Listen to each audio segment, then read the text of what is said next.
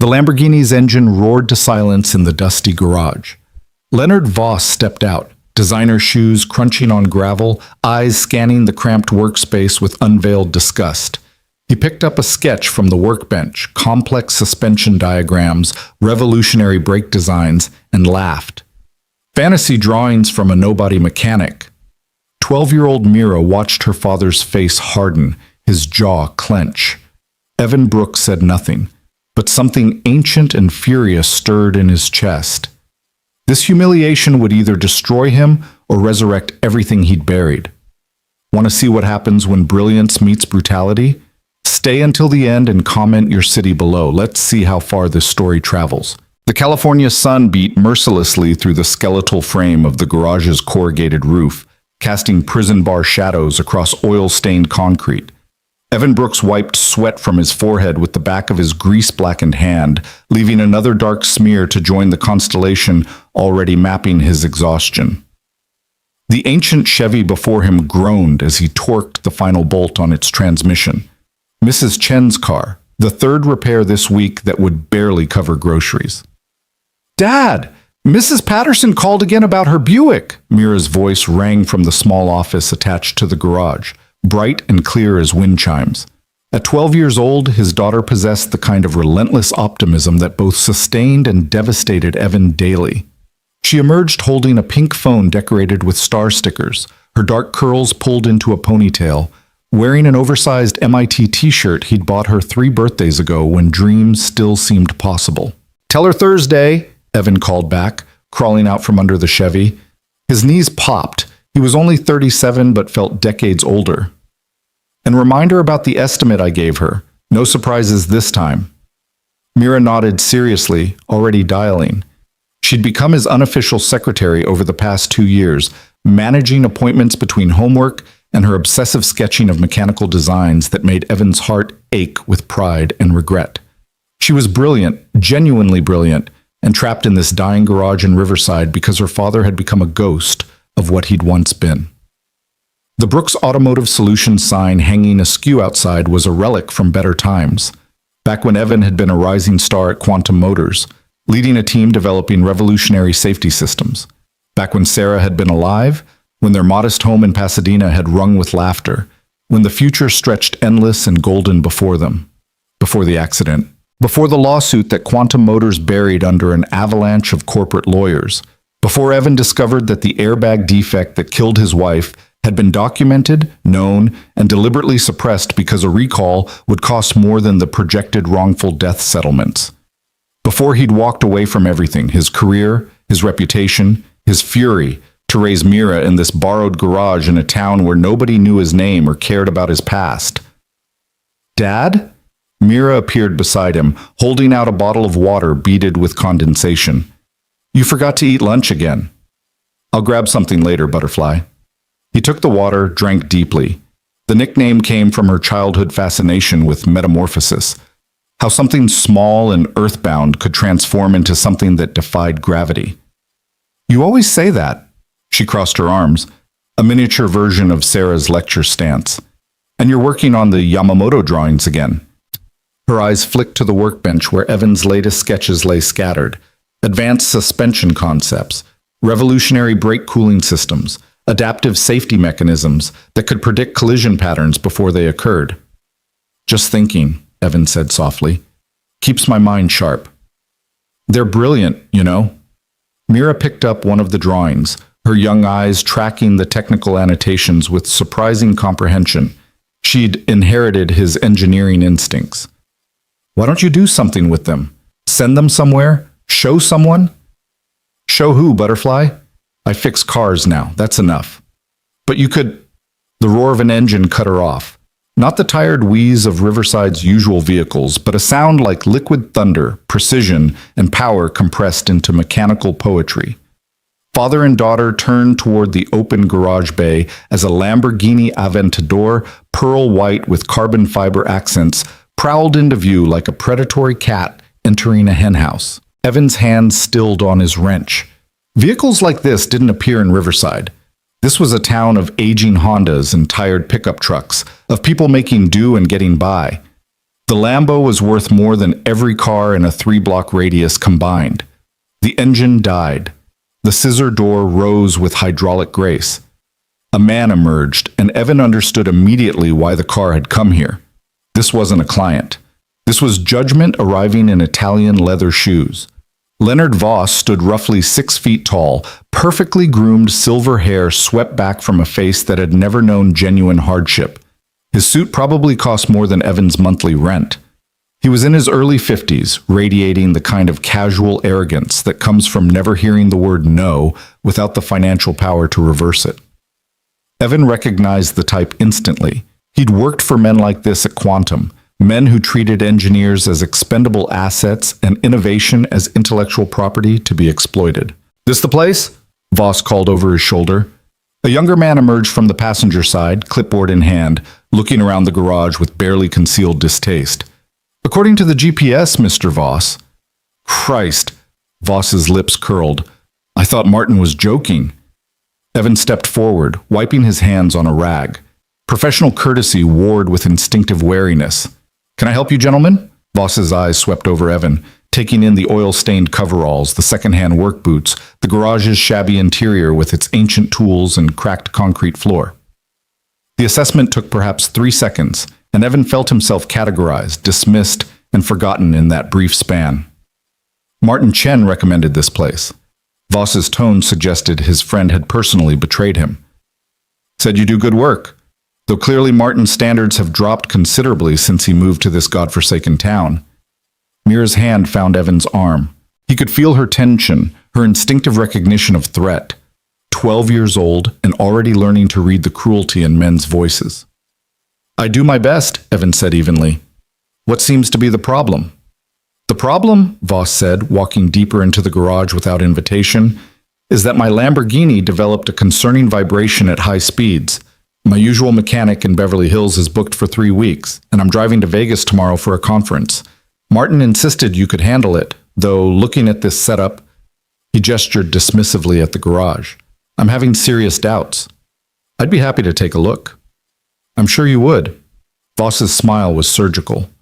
"Though I wonder if you've ever worked on anything manufactured in this century.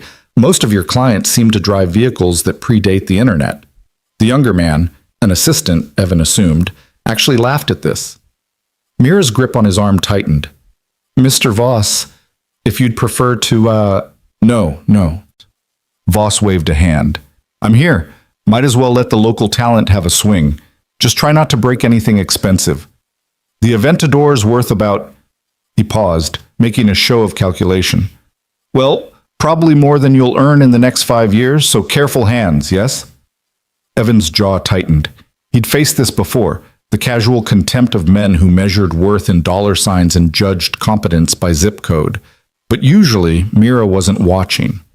Usually, he could swallow the humiliation without her seeing how deeply it cut. "I understand," he said quietly. "Keys?" Voss tossed them carelessly. Evan caught them one-handed, muscle memory from years of precision work overriding his anger. "Dad's one of the best mechanics in California," Mira said suddenly, her voice high and fierce. "People come from all over because he fixes things other mechanics can't." Voss's attention swiveled to her for the first time, eyebrows raised in amused surprise. "Is that so? And you are?" "His daughter, Mira." "Well, Mira." Voss's smile didn't reach his eyes. "I'm sure your father is very competent at what he does. Every town needs someone to keep the old junkers running. It's honest work." The words dripped with condescension. Nothing wrong with honest work. Evan felt something crack inside his chest, not breaking, but shifting, like tectonic plates grinding before an earthquake. He'd endured the aftermath of Sarah's death, the collapse of his career, the years of rebuilding in obscurity. He'd swallowed pride and accepted his reduced circumstances.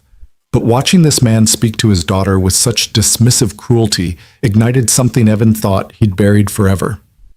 "I'll get started," he said, voice carefully neutral. "Mira, why don't you work on your homework inside?" "But Dad..." "Inside, Butterfly." She went, but not before shooting Voss a look of pure 12-year-old loathing that would have been funny under different circumstances. Voss wandered deeper into the garage while Evan moved the Lamborghini onto the lift. The assistant hovered near the entrance, scrolling through his phone. Evan tried to focus on the vehicle, and it was magnificent, a masterpiece of engineering that made his fingers ache with appreciation, even as his heart burned with humiliation.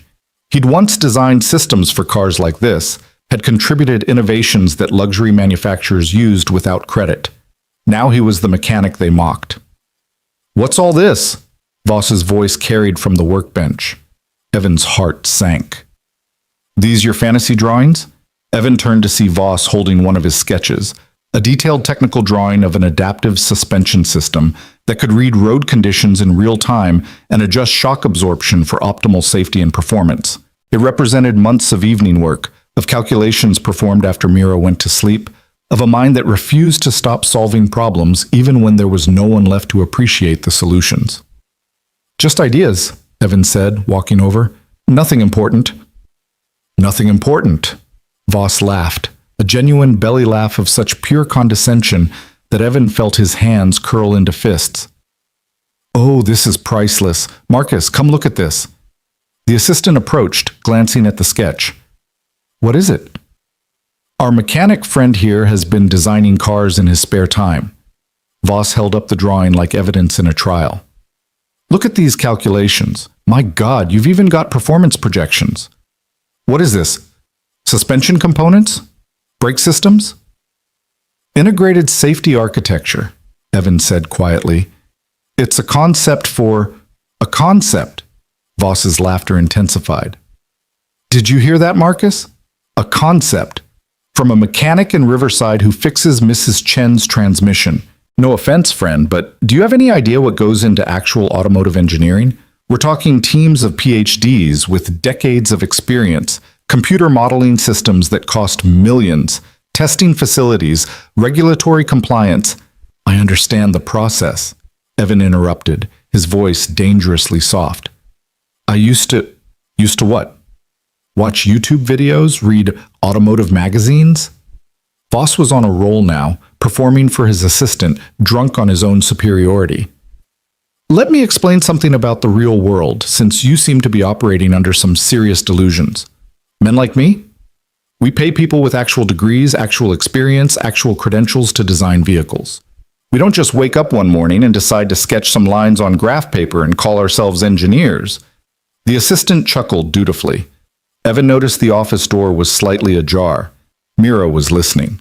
Of course she was listening. And he was standing here silent and humiliated, proving every doubt she'd ever secretly harbored about why they lived in this garage, why they struggled, why her brilliant father had become a ghost. "These are fantasy drawings from a nobody mechanic," Voss continued, his voice rising with theatrical cruelty. "And you know what the saddest part is? You probably actually believe you've invented something revolutionary. You probably lie awake at night imagining that some CEO is going to walk through that door, see your sketches, and make you a millionaire." He dropped the papers back on the workbench with exaggerated disgust. "Life doesn't work that way, friend. Not for people like you." The garage fell silent except for the drip of the water heater in the corner. Evan stood frozen, every word landing like a physical blow, because some of them were true. He did lie awake imagining vindication, did dream of proving that Sarah's death had meant something, that the innovations he'd developed could save other families from the same tragedy. But hearing those dreams dissected with such casual cruelty, in front of his daughter, in the place where he'd rebuilt some fragile version of dignity. "My dad is smarter than you'll ever be." Mira stood in the office doorway, tears streaming down her face, fists clenched, her entire body shaking with fury and grief. "Mira," Evan started. "No!" She stormed forward, placing herself between Evan and Voss. "You don't know anything about him. He used to work for Quantum Motors. He led the engineering team. He created safety systems that saved lives." Voss's eyebrows rose, genuine interest flickering across his face for the first time. "Quantum Motors? You worked for Quantum?" Evan closed his eyes. He'd never told Mira not to mention his past, but he'd hoped she'd understand the unspoken rules of his exile. "I did," he admitted. 6 years ago. I left." "Left or were fired?" Voss's smile returned, sharper now, Let me guess, you had some disagreement about compensation? Felt undervalued? Thought you deserved more recognition? He laughed. Oh, this explains so much. You're one of those guys, the bitter ex-employee who thinks he was the real genius behind the company's success. Now you're rotting in this garage, sketching revenge fantasies and telling your kid bedtime stories about how talented Daddy used to be. Stop it, Mira shouted. His wife died. My mom died because Quantum knew their airbags were defective and didn't fix them. He left because they were liars and murderers. The words hung in the air, raw and terrible. Evan felt his world tilt. He'd never told Mira the details. She'd been too young when Sarah died, and he'd wanted to protect her from the ugliness of corporate malfeasance, from understanding that her mother's death had been preventable, that profit margins had been valued more than human lives. But she'd figured it out. Of course she had. She was brilliant, and she'd spent 2 years watching her father work himself to exhaustion. In this garage. Had seen the lawsuit papers he'd thought were hidden, had probably Googled the accident report and read every detail he'd tried to spare her. Voss's smile faded slightly. Well, that's unfortunate. But personal tragedy doesn't qualify you to redesign automotive engineering. If anything, it probably clouds your judgment, makes you obsessive about safety at the expense of performance. That's why companies hire professionals, people who can think objectively. Evan found his voice. Get out. Excuse me? Get out of my garage. Take your car somewhere else. Voss laughed, incredulous. Are you serious? You're turning down business because I hurt your feelings? I'm turning down business because I don't work for people who disrespect me or my daughter. Keys. Evan held out his hand. For a moment, Voss looked genuinely surprised, as if the concept of a mechanic in a dying garage refusing his money was incomprehensible. Then his face hardened. You know what? He snatched the keys from Evan's hand. This place was a dump anyway. I'll drive on the vibration. Probably imagined it. He stalked toward the Lamborghini, Marcus scurrying after him. And for your information, friend, those sketches? They're garbage. Pure fantasy. No reputable company would waste 5 minutes on them. But sure, keep dreaming. Maybe someday you'll wake up. The Lamborghini's engine roared to life. Voss powered out of the garage, tires spitting gravel, the sound of expensive machinery fading into the California afternoon. Evan stood in the sudden silence, still shaking with adrenaline and suppressed rage. Mira rushed to him, wrapping her arms around his waist, her face pressed against his stained coveralls. I'm sorry, she whispered. I shouldn't have said anything about Mom. He was so mean. You don't need to apologize, Butterfly. Evan held her tight, his voice rough. Not for defending me. Not for any of this. He called your work garbage. I know. But it's not. It's brilliant. Anyone with eyes could see that. Evan looked at the scattered sketches on his workbench. Years of work, of channeling grief into innovation, of solving problems that had killed Sarah and could kill others. Voss was right about one thing. They were fantasy, not because the designs were flawed, but because Evan had no way to make them real. No company would listen to a disgraced ex-employee working out of a riverside garage. No investor would fund an engineer who'd walked away from the industry. His ideas would die here, unknown and unbuilt. Sometimes brilliant isn't enough, he said quietly. Mira pulled back, looking up at him with Sarah's eyes, dark and fierce and unwilling to accept defeat. Then we make it enough. We find someone who'll listen. We prove he's wrong. Mira, No, Dad. Listen. She grabbed his hands, her grip surprisingly strong. You taught me that good ideas eventually find the right people, that the truth doesn't stay buried forever. You taught me that. Had he?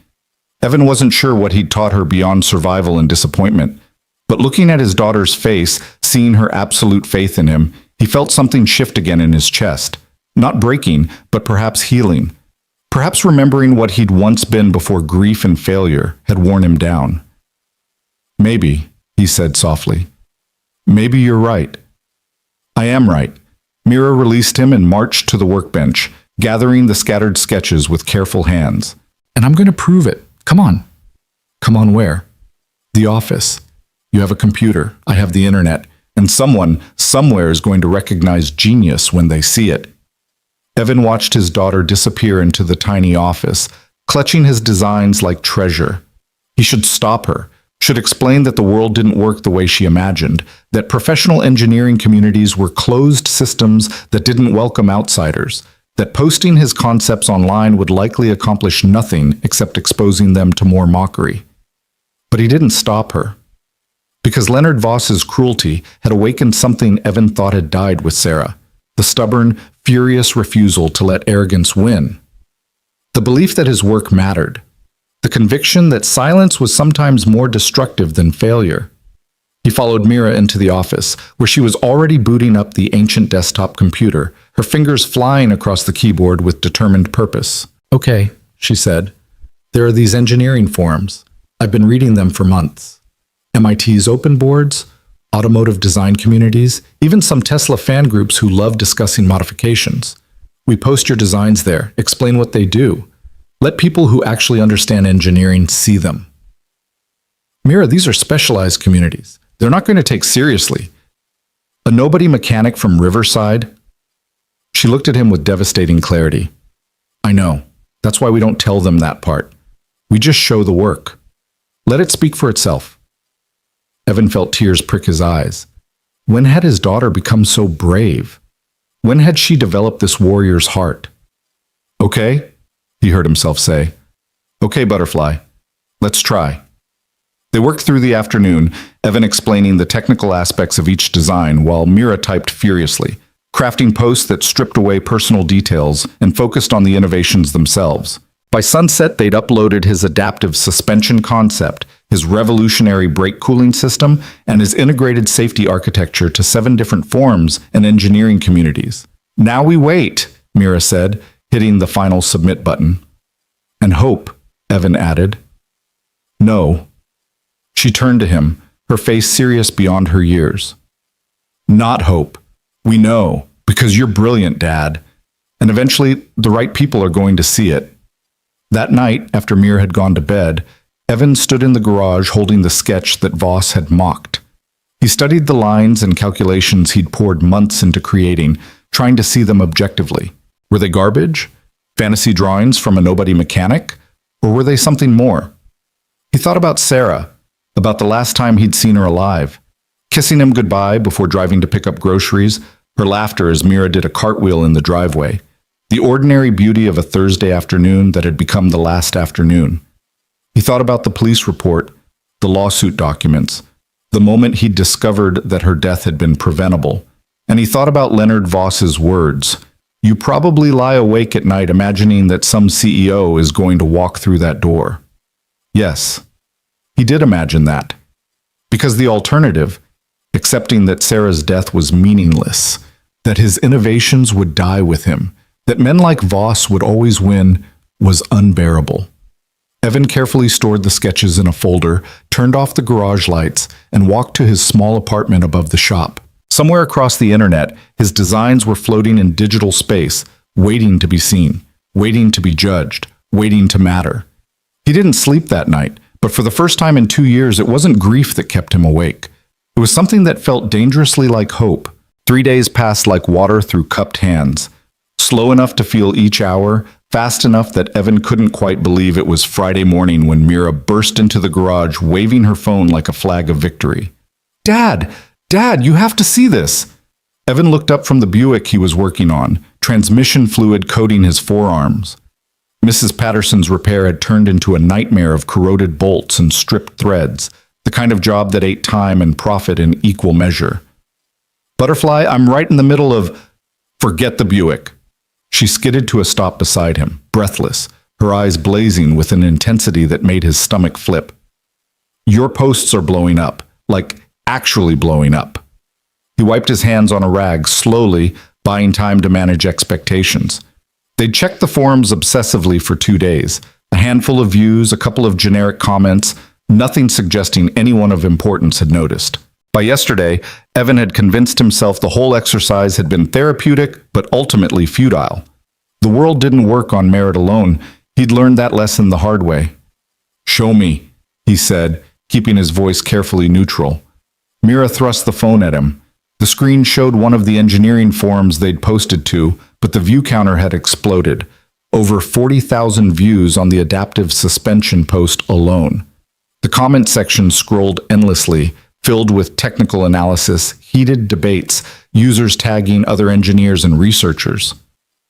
"Look at this one," Mira said, navigating to a comment near the top. "This guy works at BMW's Munich facility. He's calling your brake cooling system potentially revolutionary. And here," she scrolled frantically, "someone from MIT's mechanical engineering department wants to know who designed this because they've been working on similar concepts for 3 years and haven't solved the heat dissipation problem you figured out." Evan's hands started shaking.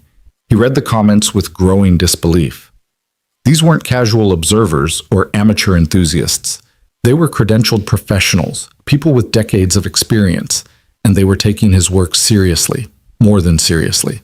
They were dissecting it, stress testing the concepts, identifying applications he hadn't even considered. "There's more," Mira said, her voice dropping to something almost reverent. "Someone shared your integrated safety architecture post to a private forum for automotive executives. Dad, people at Tesla saw it. People at Ferrari." "Ferrari?" The word came out as barely a whisper. "Ferrari," Mira confirmed. She pulled up another thread, this one on a more exclusive platform requiring industry credentials to access. Someone had screenshotted the discussion and shared it publicly. Evan recognized several names in the thread, senior engineers he'd once respected from a distance, people whose textbooks he'd studied in college. And they were talking about his work. Not mocking it, not dismissing it, analyzing it with the kind of serious technical rigor reserved for peer-reviewed research. "Jesus," Evan breathed. "Is it okay?" Mira asked suddenly, anxiety cracking through her excitement. "That I posted them? I didn't think about... are you mad?" He looked at his daughter, this fierce 12-year-old who'd taken his humiliation and transformed it into action, who'd believed in him when he'd barely believed in himself. "Mad? Butterfly, His voice broke. "I'm proud of you. So damn proud." She hugged him, not caring about the transmission fluid, and Evan held her there in the garage while the weight of 2 years began to shift. Not disappearing, Sarah's absence would always be a hollow space in his chest, but maybe, finally, beginning to mean something beyond grief. The phone rang in the office. They both jumped. "Probably Mrs. Chen about her timing belt," Evan said, but his heart was hammering. It rang again. Mira pulled away, looking at him with wide eyes. "Answer it," she whispered. Evan walked to the office on legs that felt disconnected from his body. The ancient landline rattled on the desk. He'd kept it because cell service was spotty in the garage and clients needed reliability.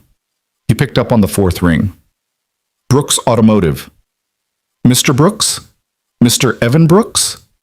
The voice was female, precise, carrying the ghost of a European accent. "Speaking." "My name is Dr. Camilla Santori. I'm the head of advanced innovation at Ferrari SPA, based in Maranello, Italy." A pause. "I apologize for the cold call, but I've spent the last 6 hours analyzing designs I believe you created, and I'd very much like to speak with you about them." The garage tilted. Evan sat down hard in the desk chair, the phone pressed to his ear like a lifeline. "Ferrari," he said stupidly. "Yes. I realize this must seem unusual, but your work appeared on several engineering forums we monitor for emerging talent and disruptive concepts. Your integrated safety architecture specifically, I've had 3 of my senior engineers reviewing the calculations since yesterday afternoon." Another pause. "Mr. Brooks, are you the sole creator of these designs?" "I am." His voice sounded distant, like someone else was speaking through his mouth. "And you're currently working as an independent mechanic in Riverside, California?" "Yes." "May I ask why?" The question wasn't judgmental, just genuinely curious, the way a scientist might ask about an unexpected data point. Evan closed his eyes. "That's a long story, Dr. Santori." "I'm sure it is. Mr. Brooks, I'm going to be direct because my schedule is fairly unforgiving. The concepts you've posted represent solutions to problems Ferrari has been struggling with for over 3 years. Your brake cooling system alone would give us a significant competitive advantage in Formula One applications. Your suspension design could revolutionize how we approach adaptive handling. And your safety architecture, her voice softened slightly, if implemented correctly, could save lives. Many lives. Mira appeared in the doorway, her face a question mark. Evan couldn't speak, could only shake his head in wonder. I'd like to send a team to meet with you, Dr. Santori continued. Today, if possible. Tomorrow, at the latest. We're prepared to discuss consulting arrangements, potential partnerships, whatever structure makes sense. But first, we need to verify the work is authentic and understand the full scope of your capabilities. Would you be amenable to that? You want to send a team to Riverside. Is that a problem? Evan looked around the shabby office. Water-stained ceiling tiles, a filing cabinet held together with duct tape, Mira's homework scattered across the desk beside outdated automotive manuals. This wasn't where careers were born. This was where they came to die. No, he heard himself say. No problem at all. Excellent. I'll have my assistant contact you within the hour to arrange details. In the meantime, Mr. Brooks, please don't share these designs with anyone else. Not yet. If they're as valuable as I believe, we need to discuss intellectual property protections before wider distribution. I understand. And Mr. Brooks? A smile entered her voice. Welcome back to automotive engineering. Something tells me you've been missed. The line went dead. Evan sat frozen, the phone still pressed to his ear, his mind spinning through the impossibility of what had just occurred. Ferrari. Ferrari had called him. The company that defined automotive excellence, that built machines for Formula One circuits and discriminating collectors, that represented the absolute pinnacle of engineering achievement. They'd called him. In his garage. In Riverside. Dad? Mira's voice was small. What happened? He turned to her, and the expression on his face must have been wild because she took an involuntary step back. Ferrari is sending a team to meet with us, he said slowly, testing the words for reality. They want to discuss my designs. Mira's scream of joy probably registered on seismic equipment. She launched herself at him, nearly knocking over the chair, laughing and crying simultaneously. I told you someone would see. You did. Evan held her, his own eyes burning. You absolutely did. The rest of that day passed in a blur of frantic activity. Evan cleaned the garage with obsessive intensity, organized his sketches, tried on 3 different shirts before Mira informed him he looked ridiculous in all of them, and he should just wear his cleanest coveralls because that's who he was. The assistant from Ferrari called at noon. A team of 3 engineers would arrive tomorrow morning at 9, stay for approximately 4 hours, conduct preliminary evaluation and testing of concepts.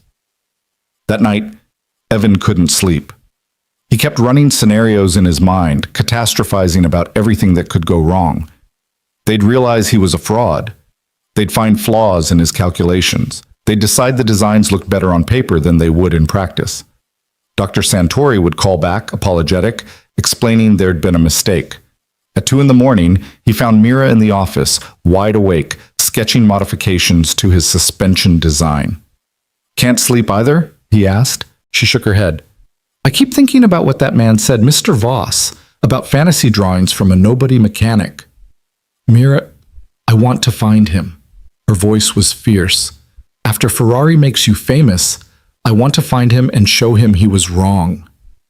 Evan sat down beside her, studying the sketch she'd been working on.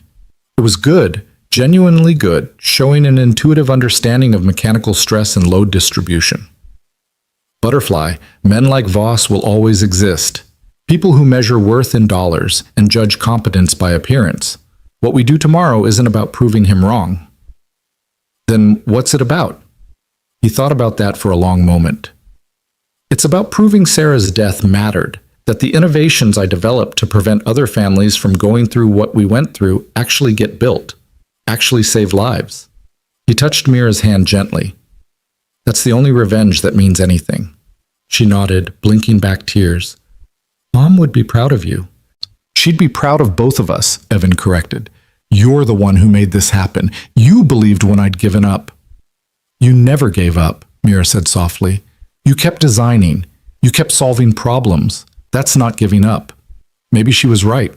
Maybe survival itself was a form of resistance, a refusal to let grief win completely.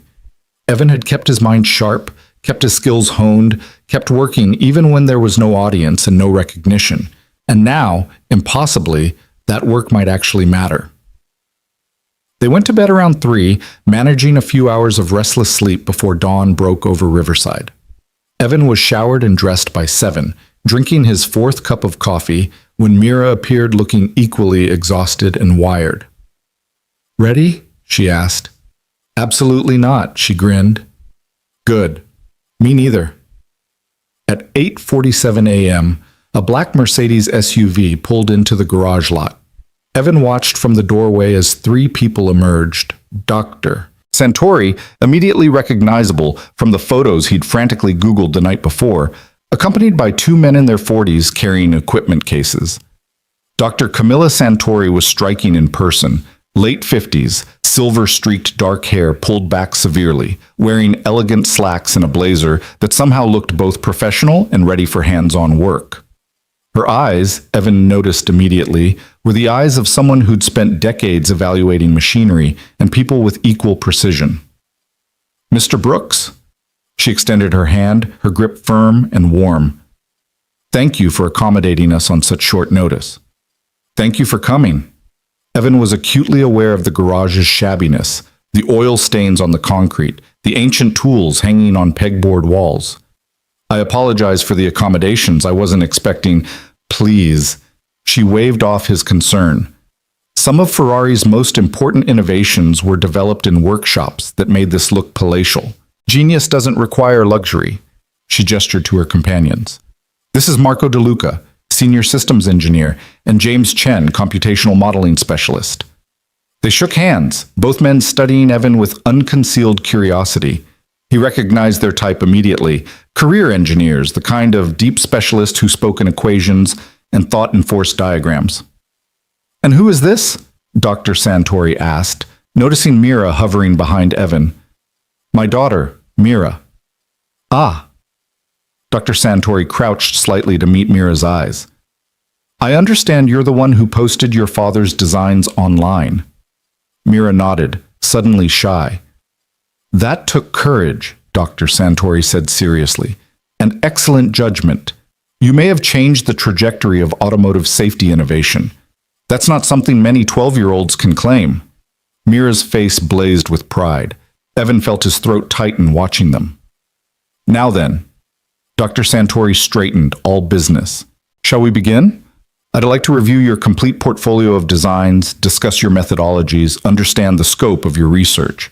Marco and James will run some preliminary stress tests and computational models to verify your calculations. If everything checks out, and I suspect it will, we'll move to more substantive discussions about next steps." The next 4 hours were among the most intense of Evan's professional life. He walked them through each design, explaining his reasoning, demonstrating the problems he'd identified and the solutions he'd developed. Dr. Santori asked razor-sharp questions that tested the depth of his understanding. Marco challenged his structural assumptions with hypothetical scenarios. James ran his calculations through sophisticated modeling software, looking for flaws or oversights. Evan held his ground. More than that, he thrived. This was the world he'd been exiled from, the world of serious engineers solving serious problems, and being back in it felt like oxygen after years of suffocation. He elaborated on concepts, sketched modifications in real time, engaged with their challenges, and incorporated their insights. "This section here," Marco said, pointing to the adaptive suspension design. "The sensor array for reading road conditions. You've specified a refresh rate of 100 Hz. That's faster than most current systems." "It needs to be," Evan explained. "Standard systems react to changes after they've occurred. I want prediction, not reaction. The sensors need to read conditions far enough ahead that the suspension can adjust before the vehicle encounters the irregularity. That requires faster processing. The computational load would be significant, which is why I've designed a dedicated neural processing unit specifically for this function." Evan pulled out another sketch. "See, it's not running through the main vehicle computer. It's a specialized system focused solely on suspension optimization." James looked up from his laptop. "Jesus, You've essentially designed a purpose-built AI for suspension control. I wouldn't call it AI exactly. I would, James interrupted. This is machine learning architecture. Pattern recognition, predictive modeling, real-time adjustment based on accumulated data. Mr. Brooks, do you understand what you've created here? Evan met his eyes. A system that could have saved my wife's life if it had existed 3 years ago. The garage fell silent. Dr. Santori studied him with new understanding. The accident that killed her, Evan continued, his voice steady despite the pain.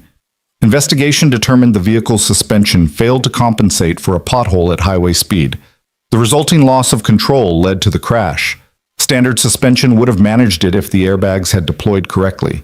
But they didn't, because Quantum Motors knew they were defective and didn't issue a recall. He gestured to his designs. So I spent 2 years designing systems that would have prevented both failures. That's what you're looking at. Every calculation, every innovation, every redundancy built from the ground up to ensure no one else has to bury their wife because a manufacturer cut corners. Marco set down his tablet. James stopped typing. Dr. Santori's expression softened with something that looked like profound respect. I'm sorry for your loss, she said quietly. And I'm sorry the industry failed you and your family so catastrophically. I appreciate that. But I also need you to understand something, Mr. Brooks. She moved closer, her voice intense. What you've created here transcends personal tragedy. These aren't just grief projects or revenge designs. They represent genuine advances in automotive safety and performance. Your brake cooling system solves thermal management problems we've been struggling with for years. Your suspension design could revolutionize adaptive handling across every vehicle class. And your integrated safety architecture, if properly implemented, could reduce traffic fatalities by as much as 30% according to preliminary models. 30%? Evan's voice cracked. 30%, James confirmed, turning his laptop around to show complex statistical projections. That's conservative. If we account for adoption across all vehicle classes and factor in the machine learning improvements over time, we could be looking at 40, maybe 45% reduction in fatal accidents within a decade of full implementation. The numbers were staggering. Evan had known his systems were good, had believed they were important, but hearing professional confirmation that they could save tens of thousands of lives annually made his knees weak. We need to test them, Doctor, Santori said, rigorously, in controlled environments with full instrumentation. But based on what I've seen today, I'm prepared to make you an offer. Ferrari wants to fund comprehensive development and testing of your safety architecture, with you as lead consultant. We'll provide facilities, staff, resources, whatever you need.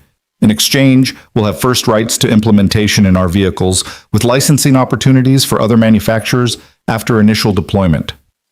You're offering me a job. Evan couldn't quite process it.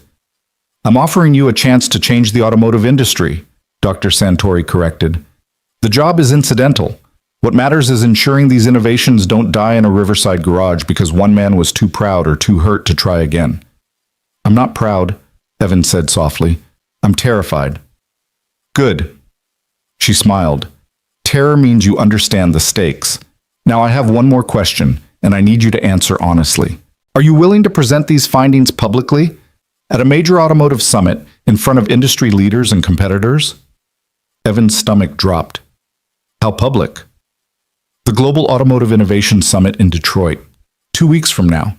1,500 attendees, including executives from every major manufacturer, NASA representatives, NHTSA officials, academic researchers. It's the single largest gathering of automotive minds in the world. She paused. And it's where reputations are made or destroyed. You want me to present my designs to the entire industry.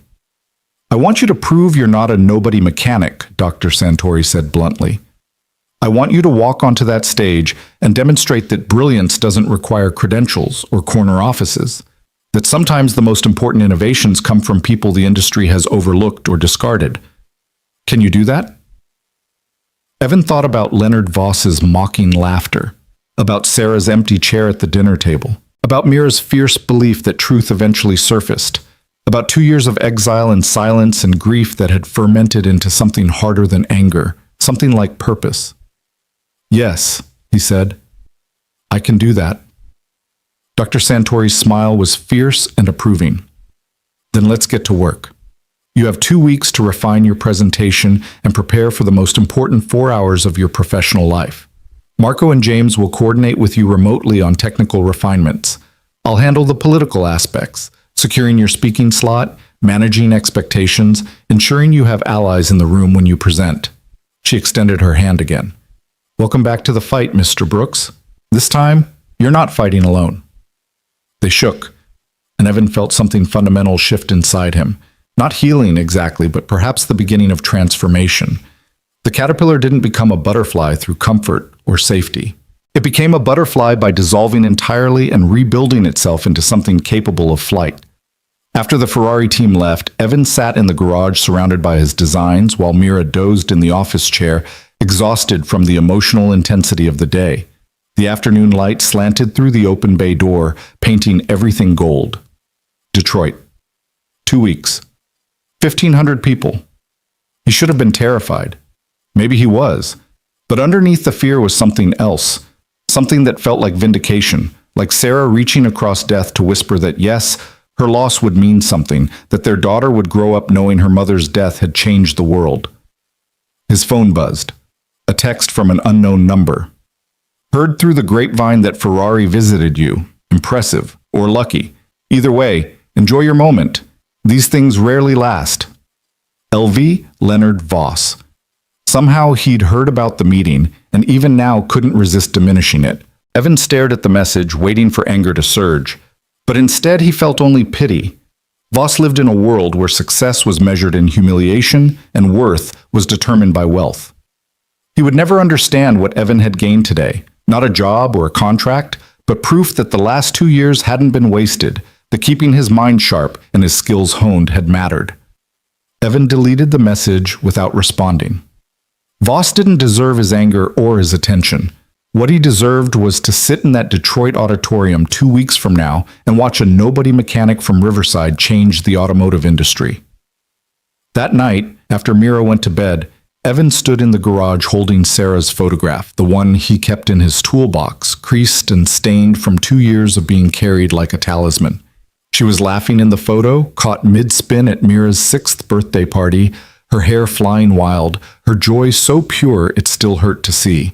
"I'm going to Detroit," he told her picture softly.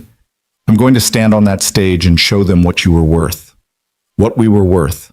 What all of this has been for." The photograph didn't answer, but Evan felt something settle in his chest. Permission, maybe, or forgiveness, or simply the knowledge that grief could be transformed into purpose if you were willing to do the work. He carefully returned the photo to his toolbox, turned off the garage lights, and climbed the stairs to his small apartment. Through Mira's bedroom door, he could hear her soft breathing, peaceful and certain. She'd believed in him when he couldn't believe in himself. She'd taken his humiliation and turned it into action. Now it was his turn to prove her faith wasn't misplaced. Detroit was waiting. The industry was waiting. And for the first time in 2 years, Evan Brooks felt ready to show them exactly what a nobody mechanic could do when brilliance finally found its audience. The 2 weeks between Ferrari's visit and the Detroit summit compressed into a fever dream of preparation. Evan worked 18-hour days refining his presentation, stress-testing every calculation, anticipating every possible challenge. Dr. Santori called daily from Maranello, her questions surgical and unforgiving, pushing him to justify every design choice, every assumption, every projected outcome. Marco and James sent revisions and suggestions at all hours, their emails arriving with subject lines like critical flaw in thermal model, urgent, or brilliant solution to the sensor array problem. Mira became his assistant, his sounding board, his conscience. She sat through practice presentations in the garage, timing him with the stopwatch function on her phone, interrupting when his explanations became too technical or when he descended into jargon that would lose a general audience. "Dad, you're doing it again," she'd say, pausing mid-presentation. "You just spent 3 minutes explaining harmonic oscillation theory. These are executives, not PhD students. Tell them what it does, not how the math works." "But the math is what makes it credible." "The math is in your backup slides. What makes it credible is you standing there, confident, explaining how this system saved a virtual family in Ferrari's crash simulations. Tell stories, not equations. She was right, of course. Evan had spent so long isolated in technical work that he'd forgotten how to translate engineering into human terms. But Mira understood instinctively. She'd inherited Sarah's gift for communication, for making complex ideas accessible without dumbing them down. They practiced in the mornings before school, in the evenings after Evan finished the day's repair work, late into the night when sleep proved impossible. Evan's presentation evolved from a dry, technical briefing into something more powerful, a narrative about how personal tragedy could fuel innovation, how safety systems weren't abstract concepts, but the difference between families staying intact or being shattered by preventable deaths. Better, Mira said after a late-night run-through, 9 days before Detroit. But you need to own what happened to you. Don't hide from it. Mr. Voss tried to use your past as a weapon. You need to use it as armor. I don't want to exploit your mother's death for sympathy. You're not exploiting it. You're explaining why this matters. She came to stand beside him, looking at the projected slides on the garage wall. Everyone in that room has lost someone, Dad. Everyone understands grief. What they don't understand is how to transform it into something that saves other people. That's what you did. That's the story. Evan looked at his daughter, this wise beyond her years 12-year-old who'd somehow become his guide through impossible waters. When did you get so smart? I learned from the best. She hugged him quickly. Now, go to bed. You need sleep more than you need another practice run. He tried to sleep, but his mind kept spinning through scenarios. What if his presentation failed to land? What if the industry dismissed him as an interesting curiosity but nothing more? What if Leonard Voss was right, and this moment of attention was just luck, a fluke that would fade as quickly as it had appeared? Worse, what if he succeeded?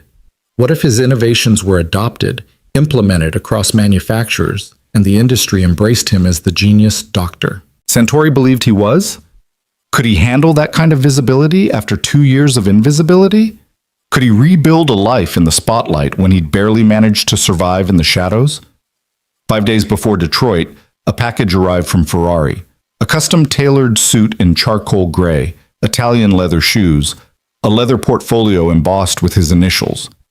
The accompanying note from Dr. Santori read, "Genius deserves proper presentation. See you in Detroit. CS." Evan stared at the suit for a long time. It represented everything he'd walked away from: professional success, industry respect, the trappings of achievement. Putting it on felt like stepping back into a skin he'd shed, and he wasn't sure it would still fit. "Try it on," Mira urged. He did, standing awkwardly in their tiny bathroom while she adjusted the collar and smoothed the shoulders. "You look like Dad again," she said softly. "The Dad from the old photos. The one who worked at Quantum. Is that good?" "It's not good or bad, it's just you. The real you, not the garage version." She met his eyes in the mirror. "You've been hiding, Dad. Maybe it's time to stop." The night before their flight to Detroit, Evan couldn't sleep at all. He lay in bed watching shadows move across the ceiling, his mind cycling through every possible disaster scenario. At 3 a.m., he gave up and went down to the garage, intending to run through his presentation one more time. He found Mira there, sitting at his workbench, reading through the printed version of his slides by lamplight. "Butterfly, what are you doing up?" She looked at him with eyes that seemed too old, too knowing. "I keep thinking about what happens after. When you're famous and everyone wants to work with you. When you're traveling and doing consulting and don't have time for this garage anymore." Evan sat beside her, his heart aching. "Is that what you're worried about? That I'll leave?"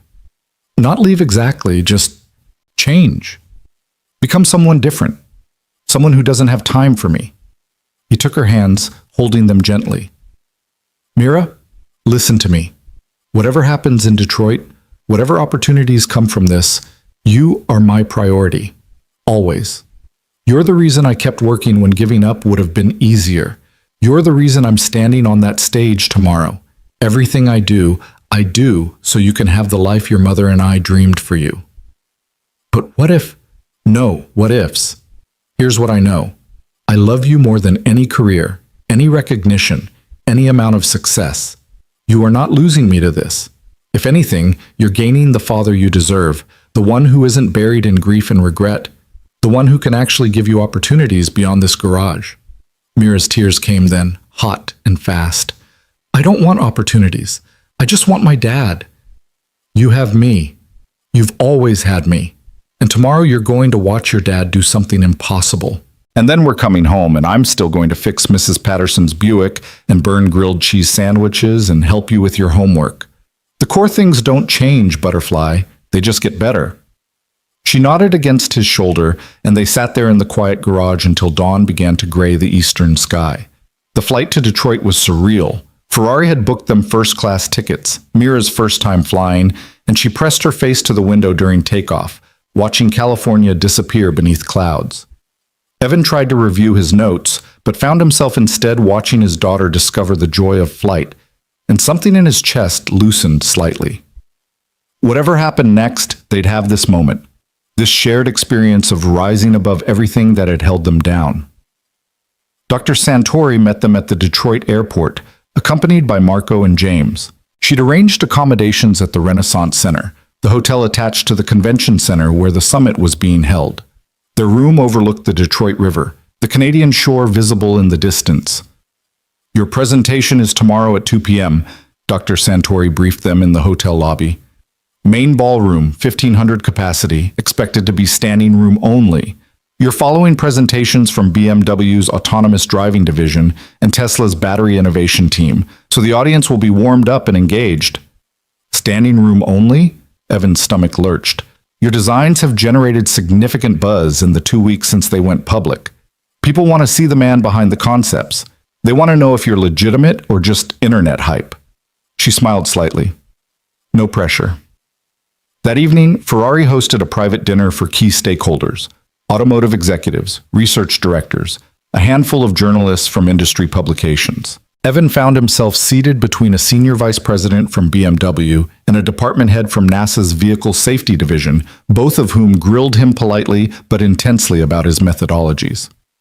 The adaptive suspension concept, the BMW executive said, her German accent precise.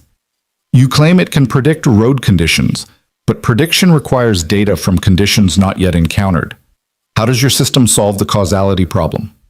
Evan launched into an explanation of his sensor array design, the predictive algorithms, the machine learning architecture that allowed the system to build models from accumulated data. She listened intently, occasionally interjecting with technical challenges that Evan fielded with growing confidence.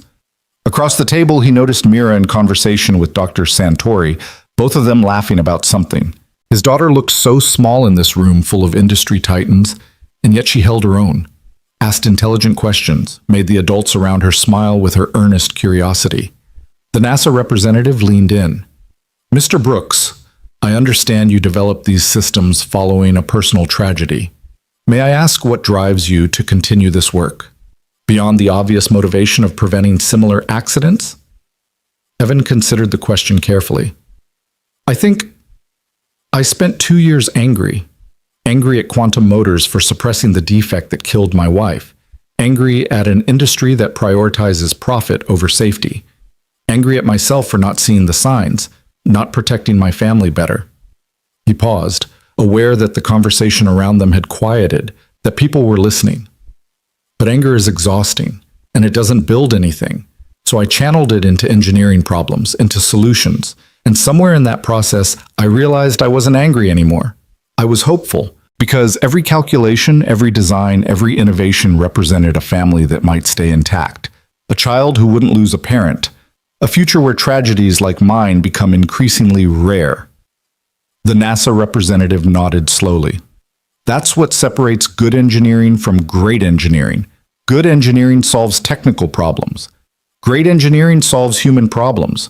What you've created is decidedly in the latter category. The dinner continued, but Evan felt a shift in how people regarded him. He wasn't just an interesting anomaly anymore. He was being taken seriously as a peer, as someone whose insights carried weight. It was intoxicating and terrifying in equal measure. That night, he barely slept again.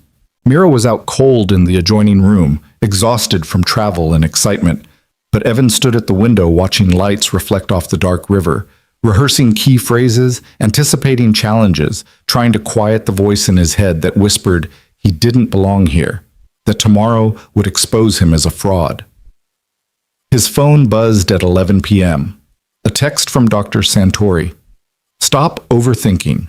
You're ready. Get some sleep. Tomorrow, you change the industry.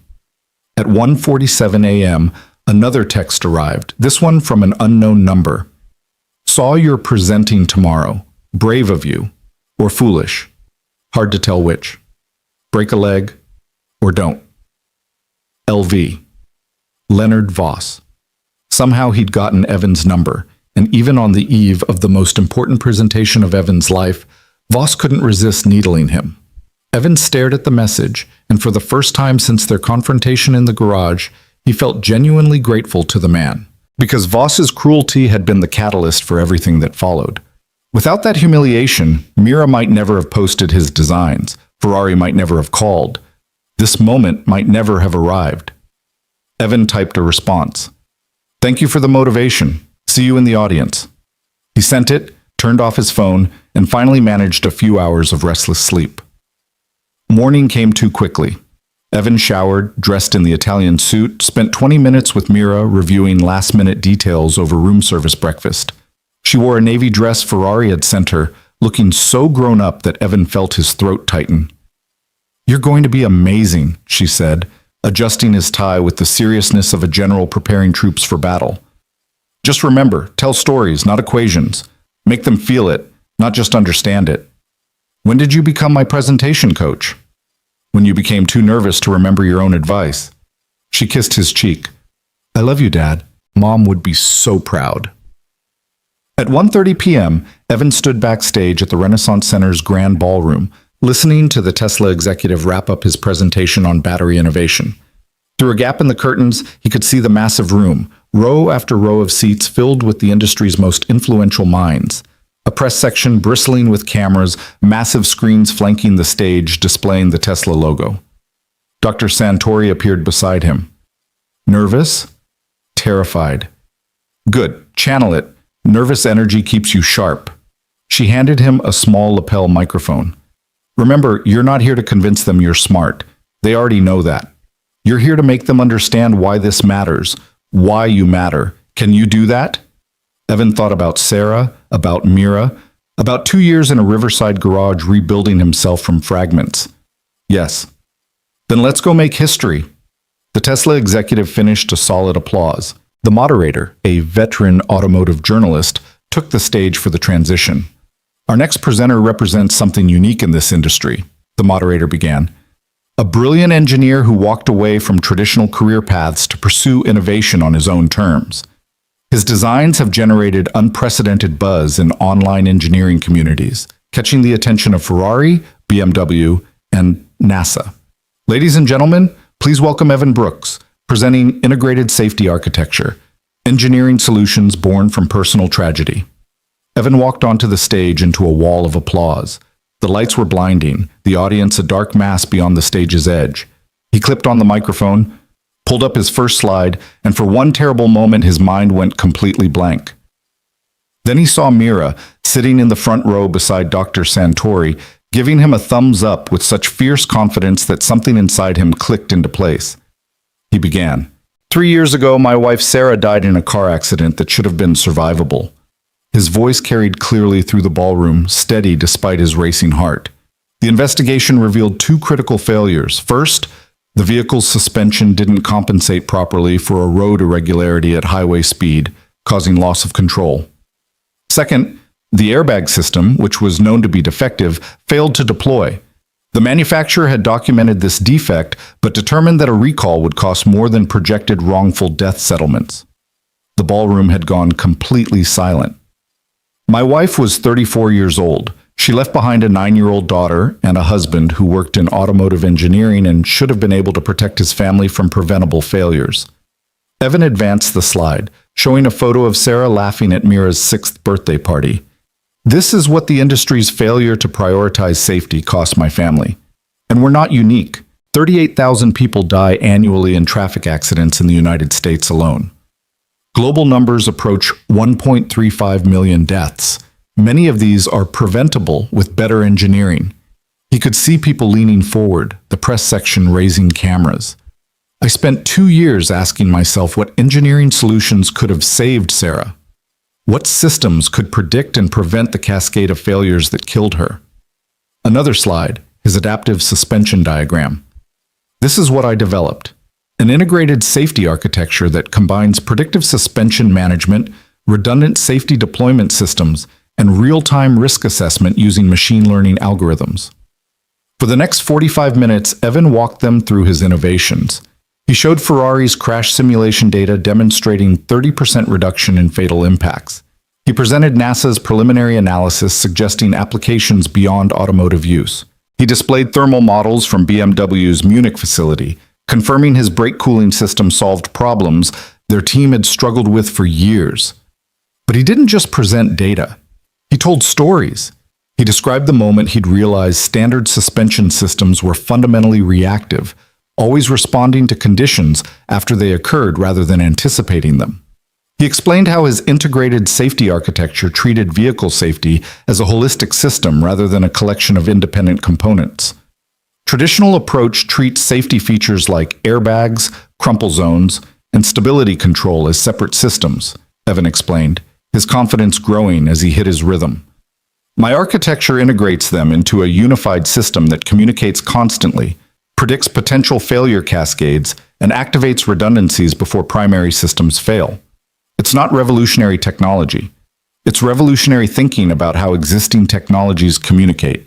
The questions started during his presentation, industry leaders interrupting with technical challenges. Evan welcomed them, fielded each one with detailed responses, used challenges as opportunities to demonstrate the depth of his research. "Mr. Brooks," called out a woman from the BMW section.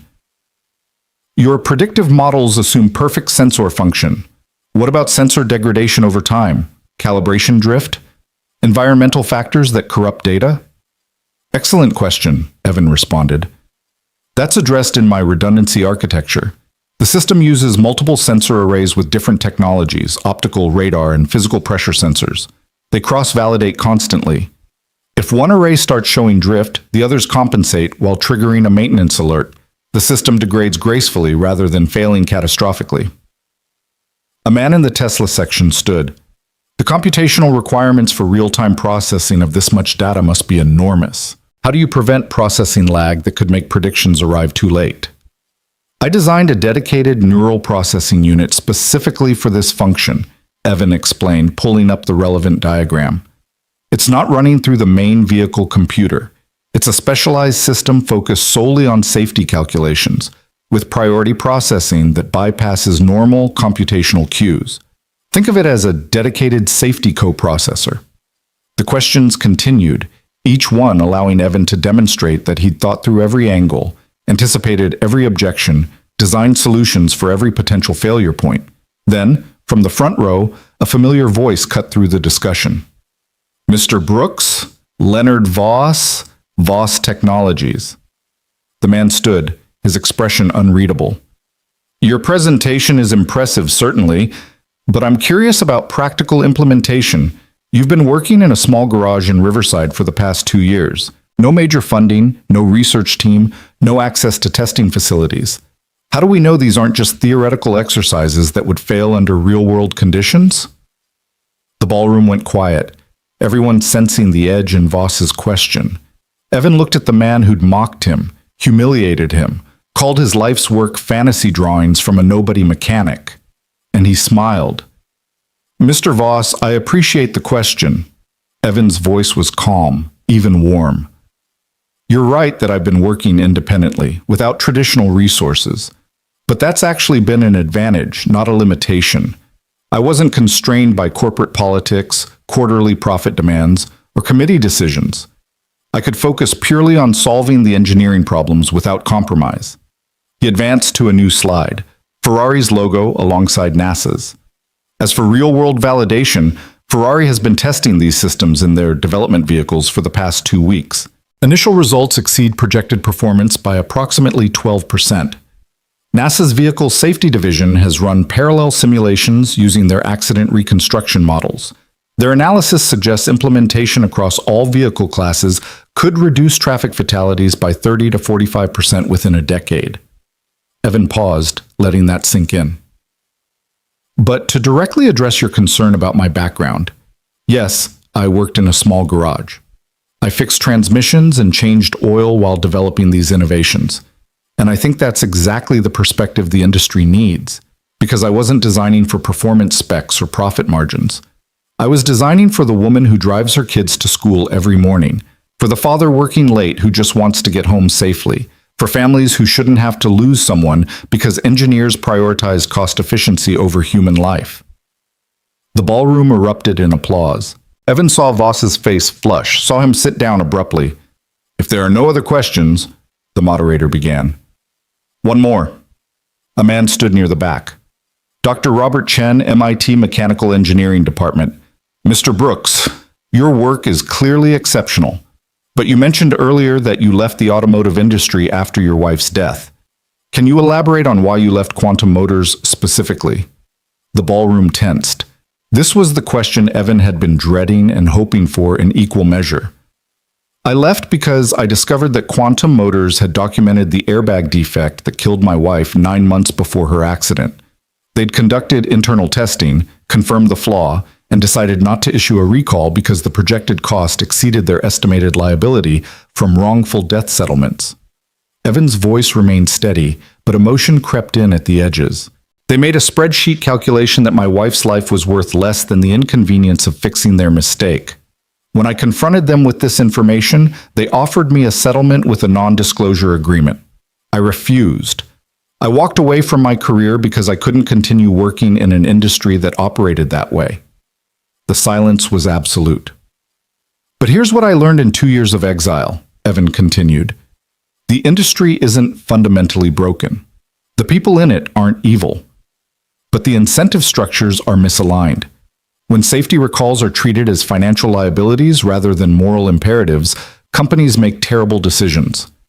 What I'm proposing isn't just new technology. It's a new framework for thinking about safety as a non-negotiable foundation of automotive design, not an expensive add-on that can be compromised when budgets get tight. Dr. Chen nodded slowly. Thank you for your honesty and for your work. The moderator stepped forward. I think that's an appropriate place to close. Mr. Brooks, thank you for a truly remarkable presentation. Let's show our appreciation. The applause was thunderous, sustained, people rising to their feet. Evan stood on the stage, momentarily overwhelmed, watching 1,500 industry leaders acknowledge not just his work, but his pain, his perseverance, his refusal to let grief win. He found Mira in the crowd. She was crying, clapping so hard her hands must have hurt, her face blazing with pride and vindication. As Evan walked off stage, he was immediately surrounded. Executives pressing business cards into his hands, journalists requesting interviews, researchers wanting to discuss collaboration. Dr. Santori materialized from the chaos, gripping his arm firmly. Not now, she told the crowd. Mr. Brooks needs a moment. We'll arrange proper meetings through Ferrari's coordination team. She guided him to a quiet corridor backstage, where Mira launched herself at him with such force he staggered. You did it, she sobbed into his suit jacket. Dad, you were perfect. Did you see their faces? Did you hear them clapping? I heard them, Butterfly. Evan held her tight, his own eyes burning. We did it. Together. Dr. Santori watched them with an expression that might have been maternal pride. That was one of the finest presentations I've witnessed in 30 years in this industry. You didn't just present engineering solutions, Evan. You reminded everyone in that room why we do this work, why it matters. What happens now? Evan asked, still dazed. Now? Now everything changes. She smiled. But first, you have about 200 people who want to talk to you. Ready? Evan looked at Mira, who nodded encouragingly. He thought about Leonard Voss sitting in the front row, forced to watch a nobody mechanic electrify the industry. He thought about Sarah, about whether she could somehow know that her death had sparked innovations that would save thousands of other families. Ready, he said. And together, they walked back into the chaos of success, into a future that suddenly stretched bright and impossible before them.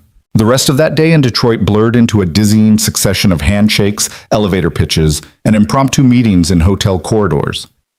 Evan found himself shuttled between conference rooms where executives from BMW, Tesla, and Toyota competed for his attention, each offering variations on the same theme: come work for us, name your price, help us revolutionize our safety systems.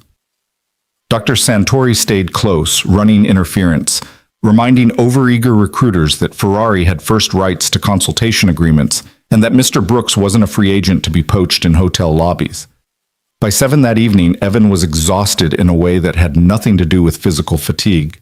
His mind felt overstuffed with information, commitments, and possibilities that seemed too enormous to process. Mira had fallen asleep in a chair during his last meeting, her head tilted at an angle that would give her a neck ache, and the sight of her there, his fierce defender, finally surrendered to exhaustion, made his chest ache with protective tenderness. Enough, Dr. Santori declared, standing up in the middle of a Toyota executive's pitch about their development facility in Ann Arbor. Mr. Brooks has given you all remarkable access today. Now he needs rest, and frankly, so do I. We'll reconvene tomorrow at Ferrari's hospitality suite to discuss formal proposals. Until then, good evening. She ushered Evan and a groggy Mira out of the conference room, through the lobby, and into the elevator before anyone could protest. Thank you, Evan said as the doors closed. I was about to lose my mind. I know, you get that glazed look when you're overwhelmed. She pressed the button for their floor. Tomorrow will be more structured. Ferrari is hosting a formal negotiation session where interested parties can present written proposals. You'll review them with our legal team, and we'll help you evaluate which opportunities align with your goals. My goals? Evan repeated, the words feeling foreign. 2 weeks ago, his goal had been fixing Mrs. Chen's Chevy without losing money on parts. Now he was supposed to have strategic objectives for reshaping the automotive industry. The elevator opened. Dr. Santori walked them to their room, waiting while Evan fumbled with the key card. Get some sleep, she said. And Evan, what you did today was extraordinary. Not just the presentation, the way you handled yourself afterward. You stayed humble, asked good questions, didn't let anyone pressure you into commitments you weren't ready to make. That's rare, especially for someone who's been outside the industry for years. You should be proud. After she left, Evan got Mira into bed without fully waking her, then stood at the window overlooking the Detroit River, trying to organize his thoughts. His phone had been buzzing constantly. Congratulatory messages, interview requests, LinkedIn invitations from people he'd never heard of. One text stood out, sent 3 hours earlier from an unknown number. I was wrong about you, sincerely wrong. Would appreciate the chance to apologize properly. Leonard Voss. Evan stared at the message for a long time. Part of him wanted to ignore it, to let Voss sit with his humiliation the way Evan had sat with his in that garage. But another part, the part that had transformed grief into innovation rather than bitterness, recognized that vindication wasn't the same as vengeance. He'd proven Voss wrong not by destroying him, but by succeeding despite him. He typed back, "Apology accepted. No meeting necessary. Good luck with your work." He sent it before he could reconsider, then turned off his phone and went to bed. Sleep came easier than expected, deep and dreamless. And when he woke at 6 the next morning to find Mira already awake and ordering room service breakfast, the previous day felt less like a fever dream and more like the beginning of something real and permanent. "Dad, you're trending," Mira announced, showing him her phone.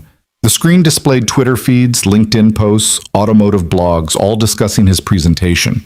Video clips had been uploaded, most focusing on the moment he'd addressed Leonard Voss's challenge.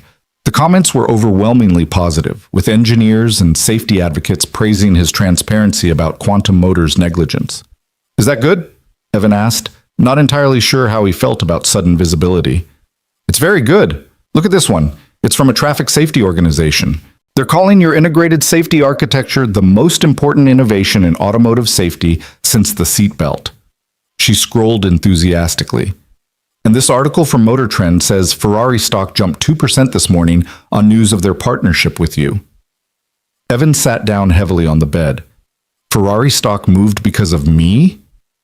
Because of your work, Mira corrected. Which is the same thing, but also different. You're not just an engineer anymore, Dad. You're proof that innovation can come from anywhere, that the industry's traditional gatekeeping is obsolete. People are excited about that. The formal negotiation session began at 10 a.m. in Ferrari's hospitality suite, a massive conference room that Ferrari had claimed for the duration of the summit. Dr. Santori presided over the meeting with the efficiency of a general directing troops, while Evan sat at the head of a long table flanked by Ferrari's legal counsel and technical advisors. Representatives from 8 major manufacturers took turns presenting proposals, each more ambitious than the last.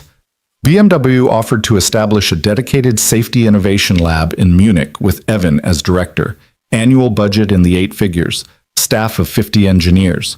Toyota proposed a joint venture developing his systems for mass-market vehicles, promising implementation across their entire production line within 3 years. Tesla's pitch focused on integration with their autonomous driving platform, arguing that Evan's predictive safety systems were the missing piece in their self-driving architecture. Each presentation came with salary figures that made Evan's head spin. He'd been living on maybe $40,000 a year from the garage, budgeting carefully to keep Mira fed and clothed and the lights on. Now companies were discussing compensation packages in the high 6 figures, stock options, performance bonuses that exceeded his entire lifetime earnings to date.